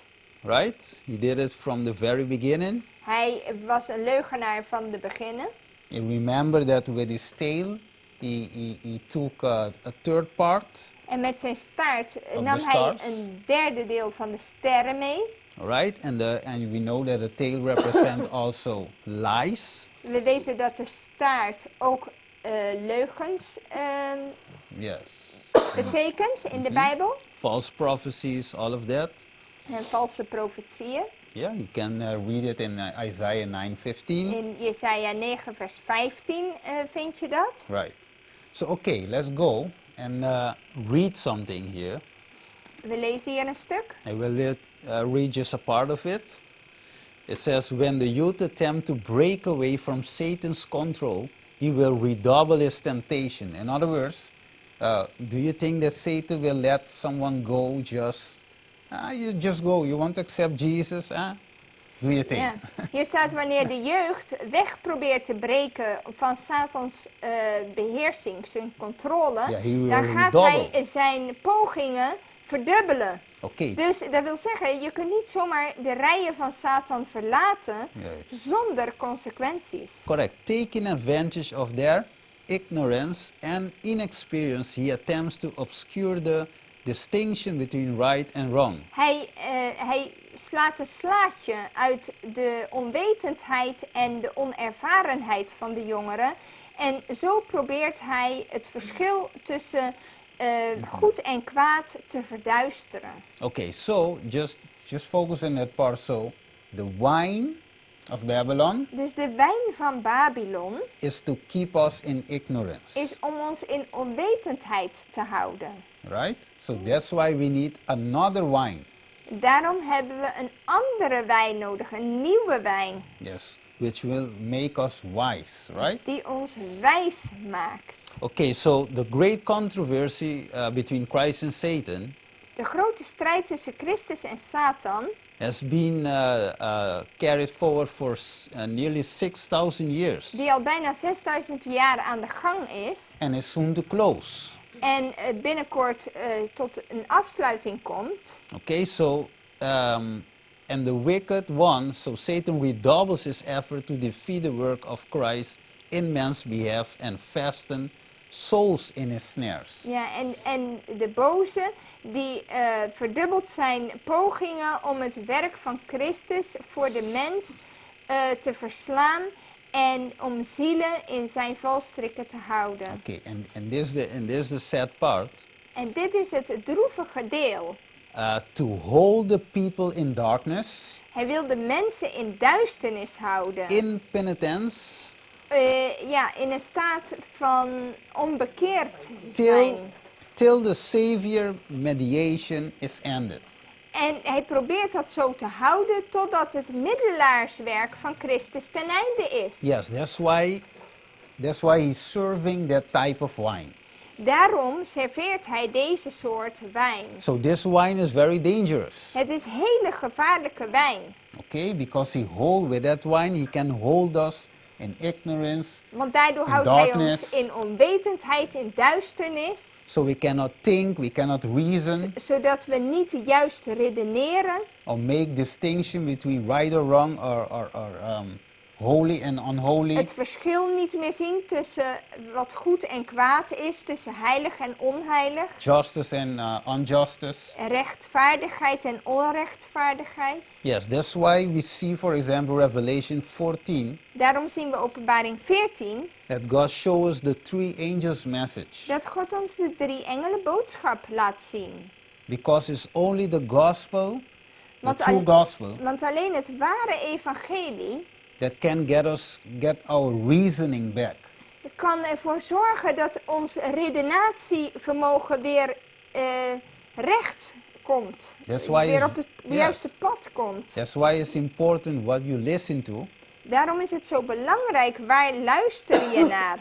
because many times you see There are sermons just to have a sermon on the Sabbath. Want vaak zijn er gewoon preken om te preken. Yes, but not a sermon or a gospel that can give us victory over sin. Maar we hebben een evangelie nodig die ons de overwinning over de zonde geeft. Not just a entertainment gospel. Het is niet zomaar een evangelie om mensen bezig te houden. Yes, and just to have one on the Sabbath. Om maar iets te hebben op Sabbat. Yeah, so 2 Timothy 3:15. In 2 Timotheus 3 vers 15. Just read the part. It says, which are able to make us wise unto salvation. Ja, het gaat hier over de schriften en het zegt dat zij kunnen ons wijs maken tot redding. Yes, so the gospel make us wise, right? Het staat de heilige schriften die u wijs kunnen maken tot zaligheid. Yes, so when we read, for example, Mark 5:15. Als wij Marcus 5 vers 15 lezen. When this man, because the man that lived in the tomb and the grave. Ja, die mensen die bij de graven woonden. Yes, he was possessed. Zij waren bezeten. He didn't have control of his mind. En hadden geen controle meer over hun denken, over hun brein. Yes, and when he get in contact with Jesus. En toen hij in contact kwam met Jezus. Remember, they bind him, but they break the chains. Want ze waren zelfs met ketenen gebonden, maar maakten die ketenen los. Yes, but when he received deliverance from Jesus. Maar toen hij redding van Jezus had ervaren. The right gospel. Het juiste evangelie. He received truth. He became free. Toen werd hij vrij. And he said, the Bible says, and clothed. So he was clothed then. He had a dress. En er staat dat hij werd gekleed. Yes, and in his right mind. En goed bij zijn verstand. And they were afraid of that. En de mensen die dat zagen, werden daar bang van. Okay, so we can see, for example, the scripture reading. It's crazy how they got afraid of them. He should be afraid before. Yes. Ze hadden eigenlijk bang moeten zijn zolang die mensen als woestelingen op hen afkwamen. Maar toen ze genezen waren, waren ze ook bang. Yes, because what Jesus has done. Right? Over wat Jezus had gedaan. So we remember the scripture reading that you cannot, I don't know how to say it, but you cannot put old and new. Ja, je kunt een oude en een nieuwe lap niet op elkaar zetten. Correct, yes. So that's why we see when the man received Jesus. Toen deze mannen Jezus aanvaarden. He was clothed now. Yeah, waren ze gekleed. Yes, and also his mind came back. En ze waren goed bij hun verstand. So he received also what type of wine? Welke soort wijn hadden deze mannen ontvangen? Because Babylon wine will not make you wise. Want de Babylonische wijn maakt je niet wijs. So he received the wine of Jesus. Hij heeft de wijn van Jezus aanvaard. And that is what the world needs and also the church needs today. En dat is wat de wereld en ook de kerk vandaag de dag nodig heeft. Because Romans 1:16 also says. In Romeinen 1 vers 16 lezen we. Yes, what the gospel can do to us. Wat het evangelie met ons kan doen. With everyone that receives it. Met iedereen die het aanvaardt. It says, for I am not ashamed of the gospel of Christ. Want ik schaam mij niet voor het evangelie van Christus. Yes. Yes, for it is the power of God unto salvation to everyone, every soul. Want het is de kracht van God voor iedere ziel. Tot zaligheid voor ieder die gelooft. Yes. That's, yes. And the Jews first and also the Greeks. So that is what the world needs. This gospel, this wine, this message. Eerst voor de Jood en ook voor de Griek. Dat is de boodschap die we nodig hebben. Okay, so we are dealing right now with two types of wine. Dus we hebben met twee typen wijn te maken. The world is drunken, that's why they do what they do. De wereld is dronken, daarom doen ze wat ze doen. That's why they believe what they believe. Daarom geloven ze wat ze geloven. But if we also partake of the same wine, how can we help them? Maar als wij ook diezelfde wijn gebruiken, hoe kunnen wij hun dan helpen? Right? So we cannot mix the wine or put the wine, new wine, in old bottles. Dus we kunnen de nieuwe wijn niet in oude vaten doen, in oude zakken doen. We must put it in new bags, in new bottles. In nieuwe vaten, in nieuwe zakken. Okay, so the golden cup attracts the eye, you know? Die gouden beker, die is attractief voor de ogen. And maybe you take it, you take it without looking what's inside of it. En misschien neem je ervan zonder te kijken wat erin zit. Yes, because he says here, for example, in Proverbs 23, In Spreuken 23 that when you take it, it feels good. staat dat als je het neemt, mensen voelen zich goed. It says in verse 31, look now thou upon the wine when it is red, when it giveth his color in the cup, when it move itself aright, at least in it biteth, at the last, it biteth like a serpent and stringed like an adder. Ja, vers 31 en 32. Kijk niet naar de wijn wanneer hij rood kleurt. Als hij fonkelt in de beker, al glijdt hij gemakkelijk naar binnen. Uiteindelijk bijt hij als een slang en spuwt gif als een adder.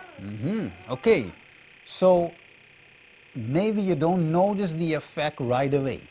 Dus misschien zie je het effect niet direct. But afterwards the effect will come. Maar het effect komt, zeker weten.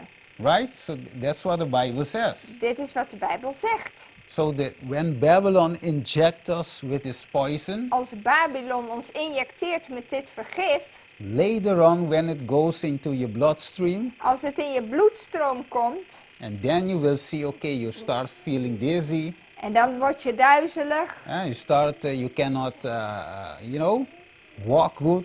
dan kun je niet meer goed lopen, You lose balance, je gaat waggelen and you don't remember anymore. en je herinnert je niet meer. So that was what the wine of Babylon does. Dat is wat de wijn van Babylon doet. Okay, this is in papiamento, but okay. Let's go back to Revelation 17. We gaan terug naar Openbaring 17. Okay, so we want to compare, We willen vergelijken yes, Revelation 17 also with Jeremiah 51:7. en het vergelijken met Jeremia 51 vers 7. Yes, because remember when John tried to describe what he saw. Toen Johannes probeerde te beschrijven wat hij zag, Remember they had the Old Testament. ze hadden het Oude Testament. So he took what is written there, Ze namen wat daar ook geschreven stond, what the people know, wat ze wisten, to try to describe what he is seeing. om uit te leggen wat hij ziet. So both back then they had a golden cup, Ook toen hadden ze een gouden beker. and also in our time is a golden cup. En ook in onze tijd een gouden beker. So remember, for example, Daniel 5, In Daniel 5, what this wine has brought Babylon to a fall.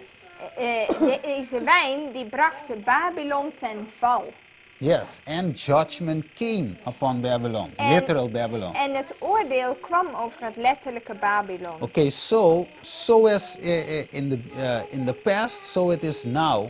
Ja, zoals het in het verleden was, zo gebeurt het ook nu. There is no new thing under the En er sun. is niets nieuws onder de zon, is wat prediker ons leert. Okay, so let me just jump this part. Okay, let's come here to compare something. I just want to see it without read it. Laten we het vergelijken. Yes, let's go here. So, the first beast in Revelation 13 verse 2. Dat eerste beest in Openbaring 13 vers 2.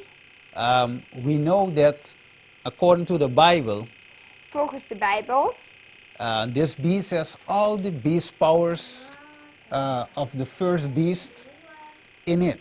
Ja, het heeft de kenmerken van die voorgaande beesten in zich. Because he is likened to a leopard, Want hij is als een luipaard. which is Greece. Dat is Griekenland. He had the feet of a bear, which is Media and Persia. Hij had de voeten van een beer, wat hoorde bij Medo-Perzië. And also a mount of a lion, which is Babylon. Een bek als van een leeuw, kwam van Babylon. And great iron teeth. Iron is the lack of iron. En grote ijzeren tanden, dat is van het Romeinse Rijk, van het Vierde Rijk. Correct. So he is all in one. Dus al die kenmerken van die voorgaande beesten komen ook in dit beest terug. Yes, because that's why John saw and see who can go against it. En daarom, Johannes die ziet dat en die zegt, wow, wie kan tegen dit beest stand houden? Yes, he couldn't find a name on earth to describe or to give this fourth and first beast of Revelation. Hij dacht, hoe moet ik dit beest nou noemen wat ik zie? Yeah. And he says, and behold, the fourth beast, this is Daniel 7. En in Daniel 7 wordt het beschreven. Is dreadful and terrible and strong, exceedingly, and it had great iron teeth, it devour and break in pieces, and stamp upon the residue with the feet of it, and it was diverse from all the beasts that was before it, and it had 10 horns. Daarom noemde hij het vierde dier schrikwekkend, gruwelijk, uitzonderlijk sterk, met grote ijzeren tanden. Het at en verbrijzelde en de rest vertrapte het met zijn poten. Het was anders dan al diegenen daarvoor. Okay, so the fourth beast. Dus het vierde beest. Which is the first beast in Revelation 13. Het eerste beest in Openbaring 13. The Bible calls it also, I will jump past this. Okay, the Bible calls it also the man of sin, right? Son of perdition. Een andere naam daarvoor is de mens der wetteloosheid. Yes.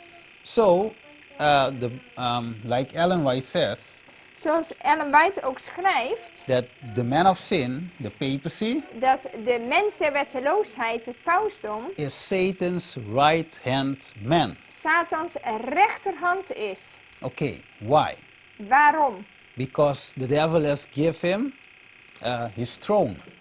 Omdat de duivel hem zijn kracht heeft gegeven en zijn troon. Authority also, right? A great seat. Ja. So he is for example, the devil is using him. Dus de duivel gebruikt het pausdom. Right? But before, we must know that before this power came. Maar voordat deze macht kwam. The one who's behind this power. Degene die daarachter zit. Which is Satan. Satan. Was already there. Was er al.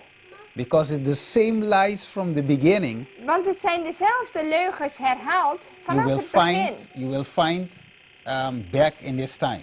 En je vindt het weer terug in deze tijd. Yes.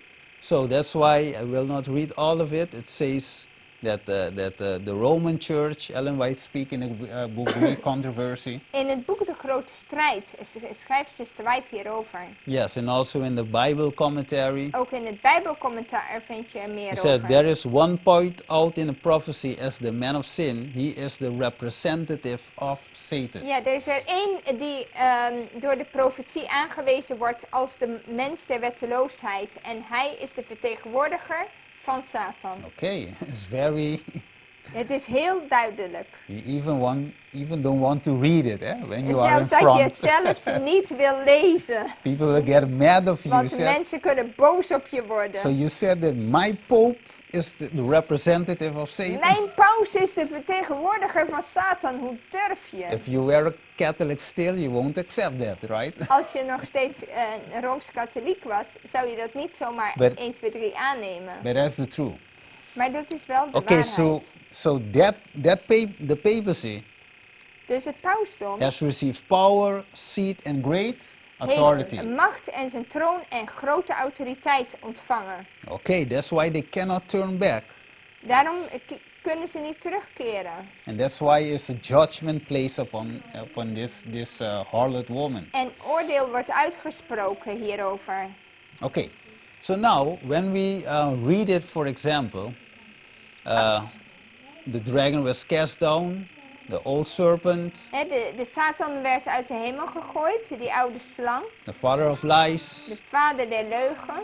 and also he has cast down the truth of the sanctuary. Hij heeft ook de waarheid van het heiligdom onder de voet gedoken. That's why you can go to a priest to confess your sins. Daarom kun je naar een priester gaan en je zonde belijden. Yes, that's why he is also called the Antichrist.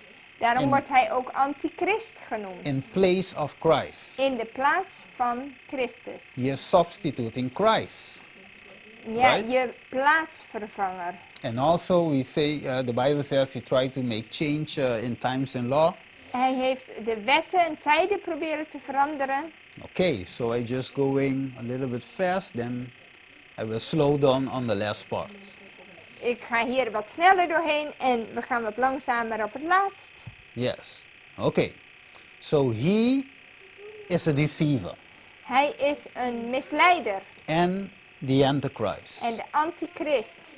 So before the papacy, the spirit was there. Voor die tijd was die geest er And now he has that spirit inside. en hij heeft die geest nog steeds. Remember, it is the old serpent, eh? Het is namelijk de oude slang Yes. die het heeft geïnspireerd. Yes, okay. So if we have that clear, right? The mystery of iniquity. Okay, so let's stop right here. Laten we hier even stoppen. It says, now the Spirit speaking expressly that is in the later times, some shall depart from the faith. Ja, er staat heel duidelijk 1 Timotheus 4 dat de geest uitdrukkelijk zegt dat in de latere tijden een aantal zullen afvallen van het geloof. Okay, so why is it that even among us, some people are departing from the faith? Hoe kan het dan dat zelfs onder ons mensen zijn die van het geloof afvallen? Is ook een val trouwens. Yes. So maybe they are partaking of the wine of Babylon. Hebben ze deel aan de wijn van Babylon? And remember, the wine doesn't work immediately. En de wijn werkt niet altijd meteen. That's why you can take one, you know. Als je 1 slokje neemt, gebeurt er You nog say, niks. this is the people that get drunk is they don't. They are, Ja, weet je, de mensen die ja, dronken te zwak, worden, dit zijn de hè? mensen die niet They are, zo sterk zijn. Ja, ze zijn niet zo Ze sterk. kunnen Juist. er niet zoveel. Juist. En- Ik ben sterk, hè? Ik ben sterk, ik kan wel wat meer hebben. I'm strong. Yes. Dat is God. Yes. English. Yeah. Okay. I'm strong. Right? Dus ik ben The gift sterk, of ik kan tongue. dat wel. Yeah. And also, so they take one. En dan Nothing nemen ze happens. iets en nog niks The gebeurt. second, the third, the fourth, the fifth. Maar ja, dan gaat het verder. And then after a while they start feeling the effects, right? En dan komen de effecten.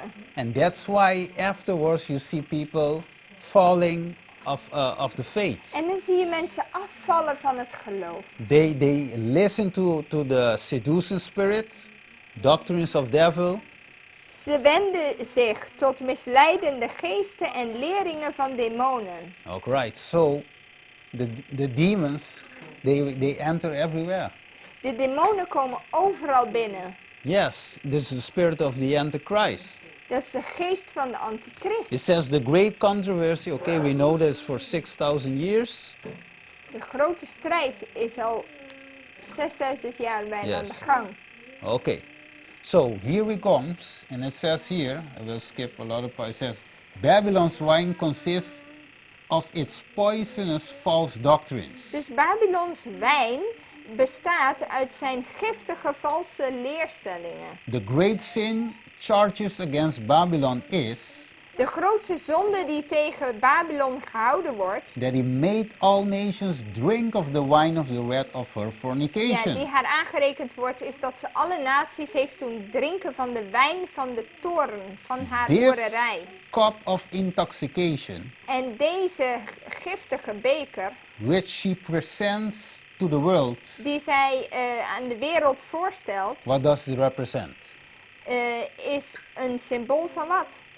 It represents false doctrines Van de valse leerstellingen. which she has accepted as the result of her unlawful connections with the great ones of the earth. Die zij heeft geaccepteerd als een resultaat van de illegale, de verboden relatie met de koningen der aarde. Friendship with the world Vriendschap met de wereld heeft zij zo ver corrupts gebracht. her faith.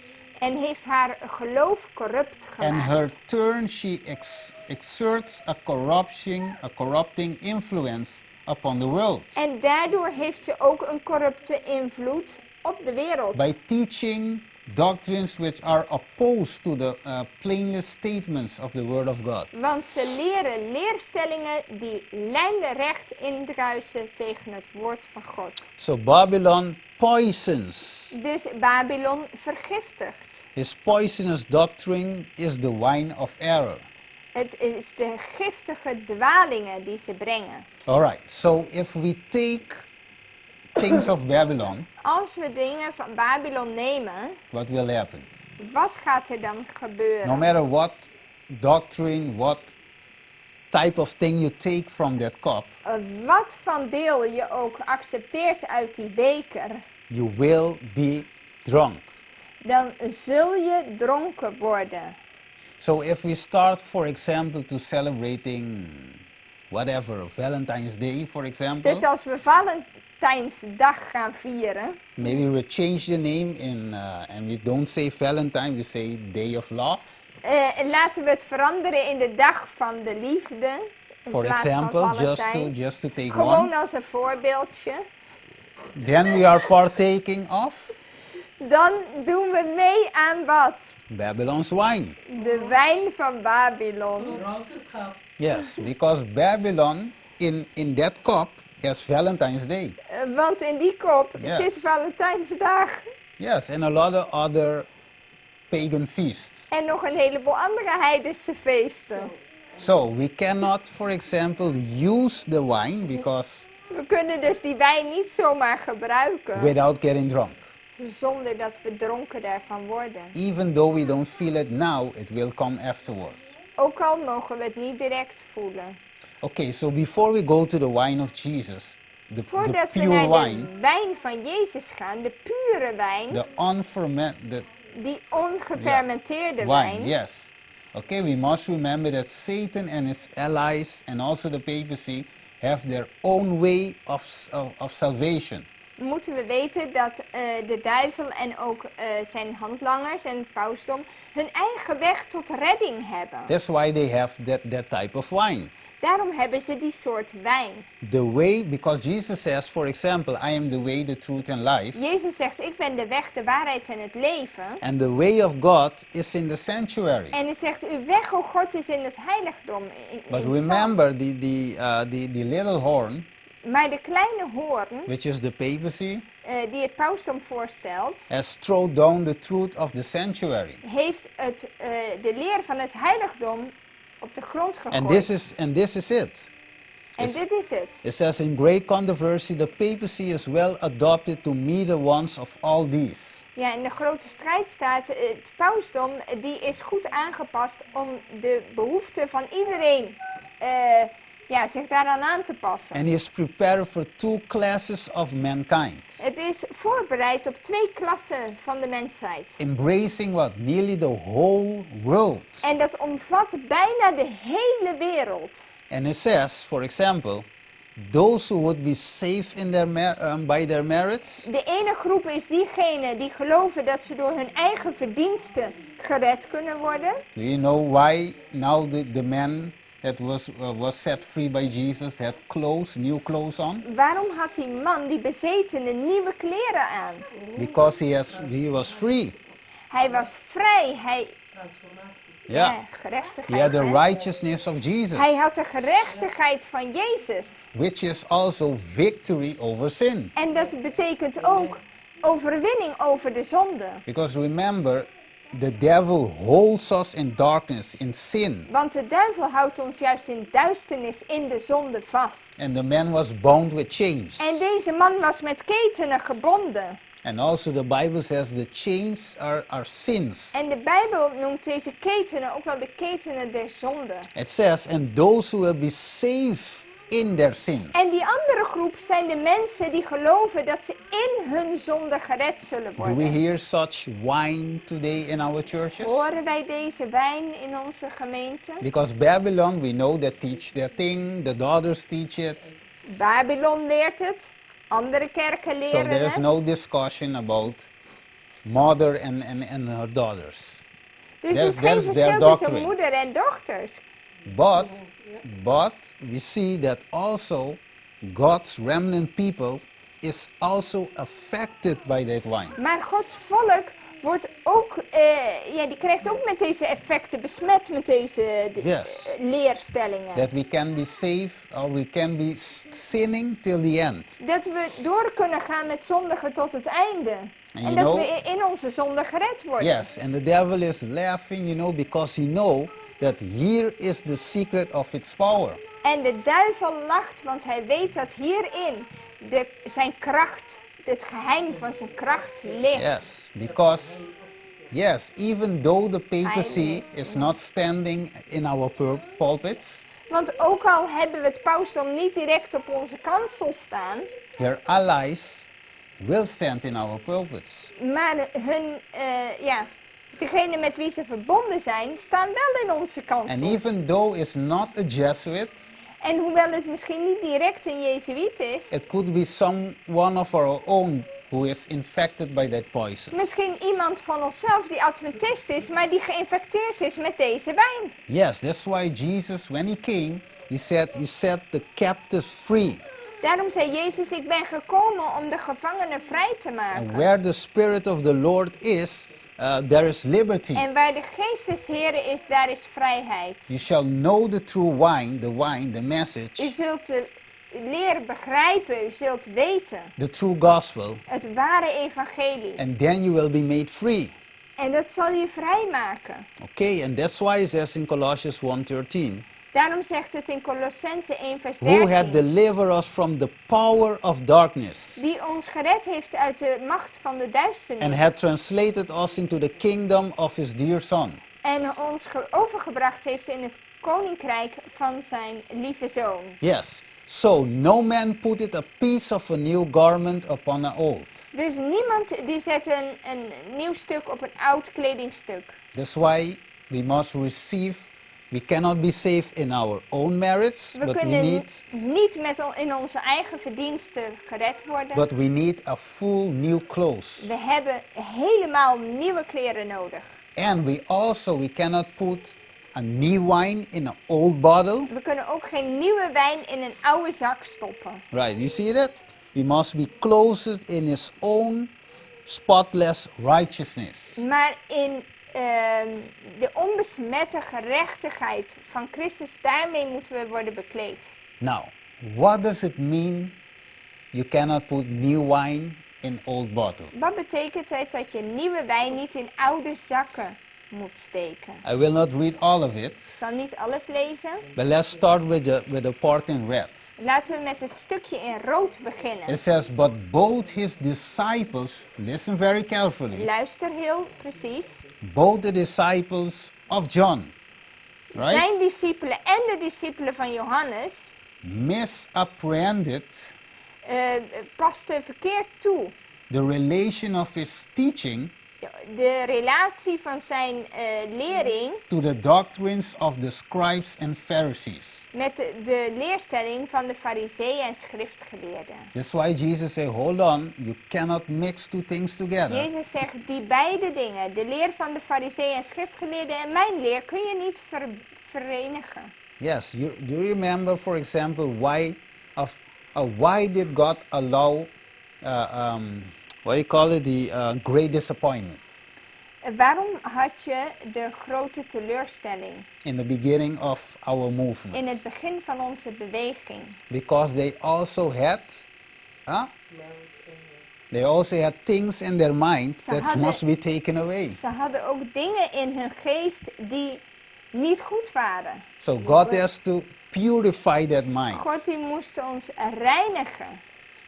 They, for example, had in mind that the earth was a sanctuary. Ze dachten dat de aarde het heiligdom was.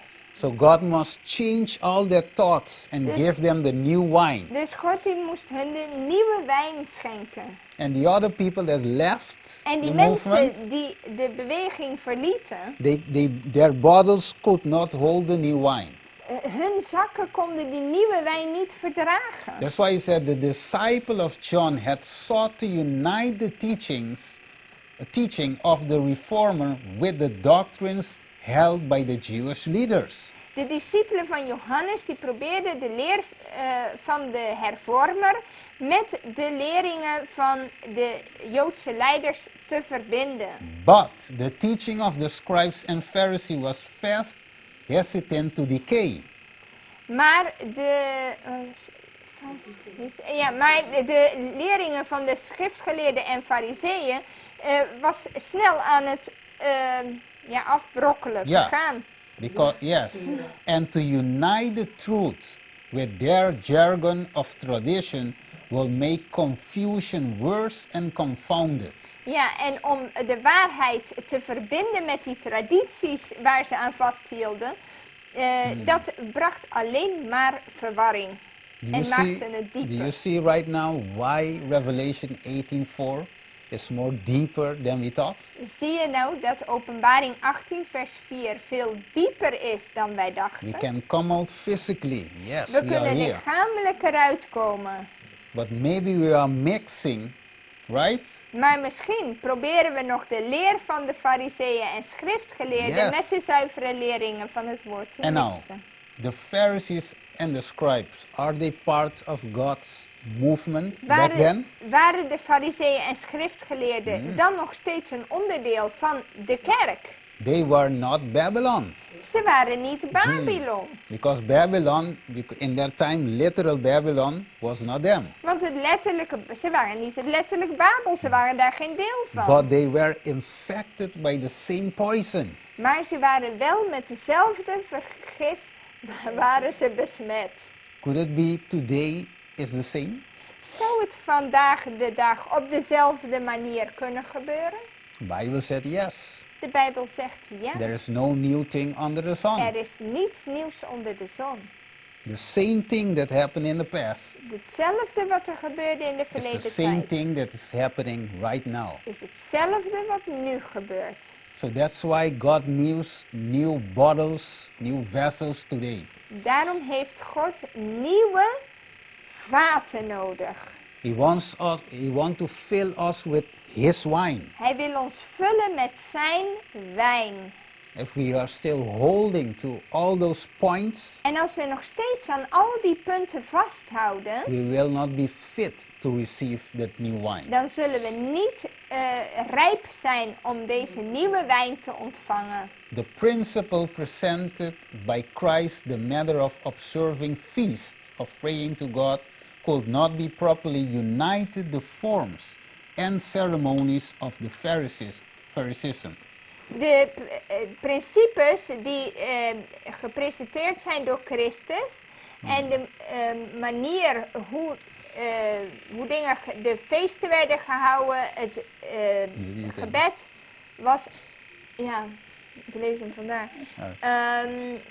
kon je niet verenigen met de vormen en de ceremonieën van de fariseeën. Yeah, and let's go till maybe the bottles. It says the bottles to which he refers, so Jesus refers to. En die vaten waar Jezus naar verwees, Ellen White says, in his illustration were made of skins, and after once being used as vessels, ja, ze waren gemaakt van huiden en werden gebruikt als vaten. in which the new wine, waarin de nieuwe wijn they were worthless to serve the same purpose again. werd gegoten en ze waren waardeloos om hetzelfde doel te dienen. In this familiar illustration, En daarom was dit een illustratie die Nou, bekend was. listen very good. En luister Jesus goed. presented the impossibility En Jezus liet de onmogelijkheid zien of making those who Om- are satisfied om diegenen die tevreden zijn with the legal religion the depositaries of the living truth of heaven. ja, en diegenen die eigenlijk tevreden zijn met een wettische religie, die kon hij niet gebruiken als vaten waarin hij zijn waarheid kon vullen. Okay, I will read the last quotation. We'll jump. That's why I told you guys this is a part 1. Dit is deel 1 bijna. Yes, let me just go to a quotation. Ik wil 1 citaat nog delen. Yes, and then we will bring it to the close. En dan brengen we dit tot een eind. Yes. Let me see. Let me just go to that quotation. Okay, here it is. It says, the disciple had been much disappointed that Jesus had not tried to secure the cooperation of the leaders in Israel. De discipelen waren heel erg teleurgesteld dat Jezus niet geprobeerd had om de samenwerking met de leiders in Israël veilig te stellen. They felt that it was a mistake not to strengthen his cause by securing the support of these influential men. Ze voelden het als een fout dat Jezus niet geprobeerd had om de invloedrijke mensen aan boord te krijgen. It sounds like today, Dat klinkt wel als vandaag. right? Sometimes we are disappointed, right? Soms zijn we ook teleurgesteld. Ja, waarom is deze persoon... Yeah, why do we don't invite those master degrees? Waarom Huh? nodigen we niet mensen met de doktergraden uit? Yes, the master of theology. En de meesters in de theologie. But here says, Maar hier staat... let me go, that after history of Judas, they show the danger of allowing any worldly consideration to have weight in declaring the fitness of man for the work of God. Elton, kom even terug op jouw punt. Dan Ja. weet je direct waar je het kan vinden. Aha, desire of ages. Dat de samenwerking van zulke mensen, wat de discipelen wilden, maar uiteindelijk zagen ze in hun eigen ervaring met Judas hoe gevaarlijk het is om je op dat soort criteria te baseren. Yes, the corporation of such men as the disciples were anxious to secure Ja, juist die samenwerking die de discipelen graag hadden gewild, would have been betrayed the work into the hands of its worst enemies. zou het werk hebben verraden en in handen hebben gespeeld van zijn ergste vijanden. So who is Jesus speaking about? Dus- Babylon? Over wie heeft Jezus het hier? Over Babylon? There's a question. Nou, He's speaking about the Hij- leaders in Israel. hij heeft het hier over de leiders in Israël. So he could not use them. Hij kon hen niet gebruiken. Because if he puts the wine in them, Wat- the pure doctrine, Want als hij daarin de zuivere leer zou gieten, it's just a waste. dan zou het verloren That's gaan. why Jesus took 12 disciples, Daarom- unlearned men, Nam hij ongeleerde mensen, de discipelen, and in them he puts his new wine, his en teachings. daarin goot hij zijn leerstellingen, de nieuwe wijn. Right. So let's close it right here. Laten we hier sluiten. Do we think today Jesus can put his wine into our vessels? Denken wij dat vandaag dat Jezus zijn nieuwe wijn in onze vaten kan gieten. Because it's two persons who serve wine. Whether we accept the wine of Jesus Want of nemen we de wijn van Jezus aan, or the wine of Babylon. of de wijn van Babylon. We can choose Dat kunnen we between them two. kiezen. And that's today. Jesus is trying to serve us that wine, Jezus probeert ons deze wijn te serveren. but he is telling us that we must, for example, be empty of that wine, that fermented wine.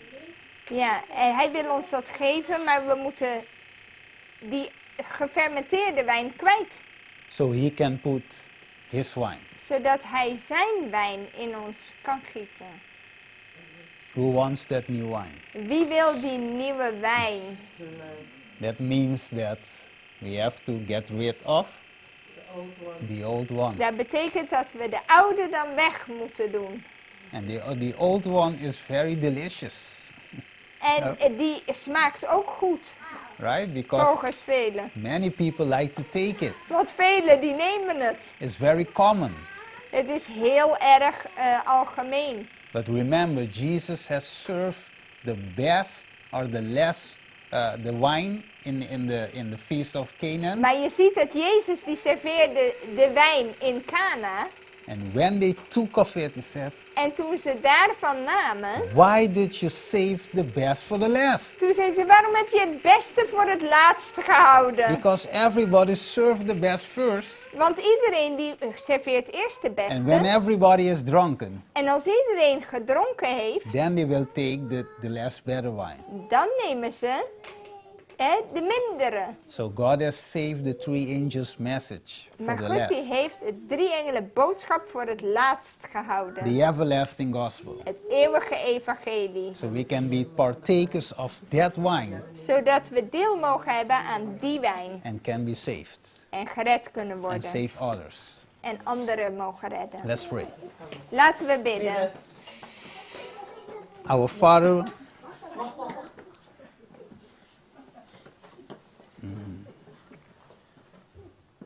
our Father which is in heaven, Onze Vader in de hemel, we thank you, Father, for this message today, wij danken u voor deze boodschap vandaag.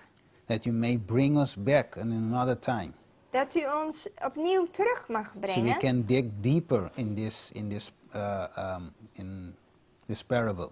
Dat we nog dieper mogen duiken in deze gelijkenis. But from now, Maar vanaf nu, help us to receive and accept your wine help ons om uw wijn te and accepteren. reject Babylon's wine. En de wijn van Babylon af te wijzen. We see that the majority are partaking of that wine, Want we zien dat de meerderheid drinkt van deze wijn. and few are those who want your wine. En er zijn er maar weinigen die uw wijn wensen. Father, serve us your wine, Heer, serveert u ons uw wijn. because we want to be sober and wise, Want we willen nuchter en wijs zijn. wise unto salvation. Wijs tot zaligheid. Help us, Father, Help ons, Vader. so we can help others, Dat we anderen mogen helpen. so others also can be saved. Zodat ook anderen gered kunnen worden. We ask this in Jesus' name. Wij vragen dat in Jezus' naam. Amen. Amen.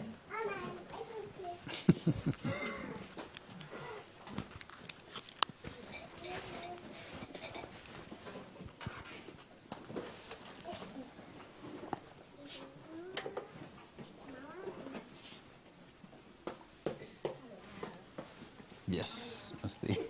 Brothers and sisters, we thank the Lord and Brother Stephen for the message. And we ask the Lord that through sanctification, He helps us get rid of this Babylonian wine. Secondly, we will have potluck. And after the potluck, we will do evangelism. So those who have available 1 hour to do it, or those who can do it longer, are welcome. So Sister Jennifer made available Great Controversies and tracts. So God bless, and we all are dismissed.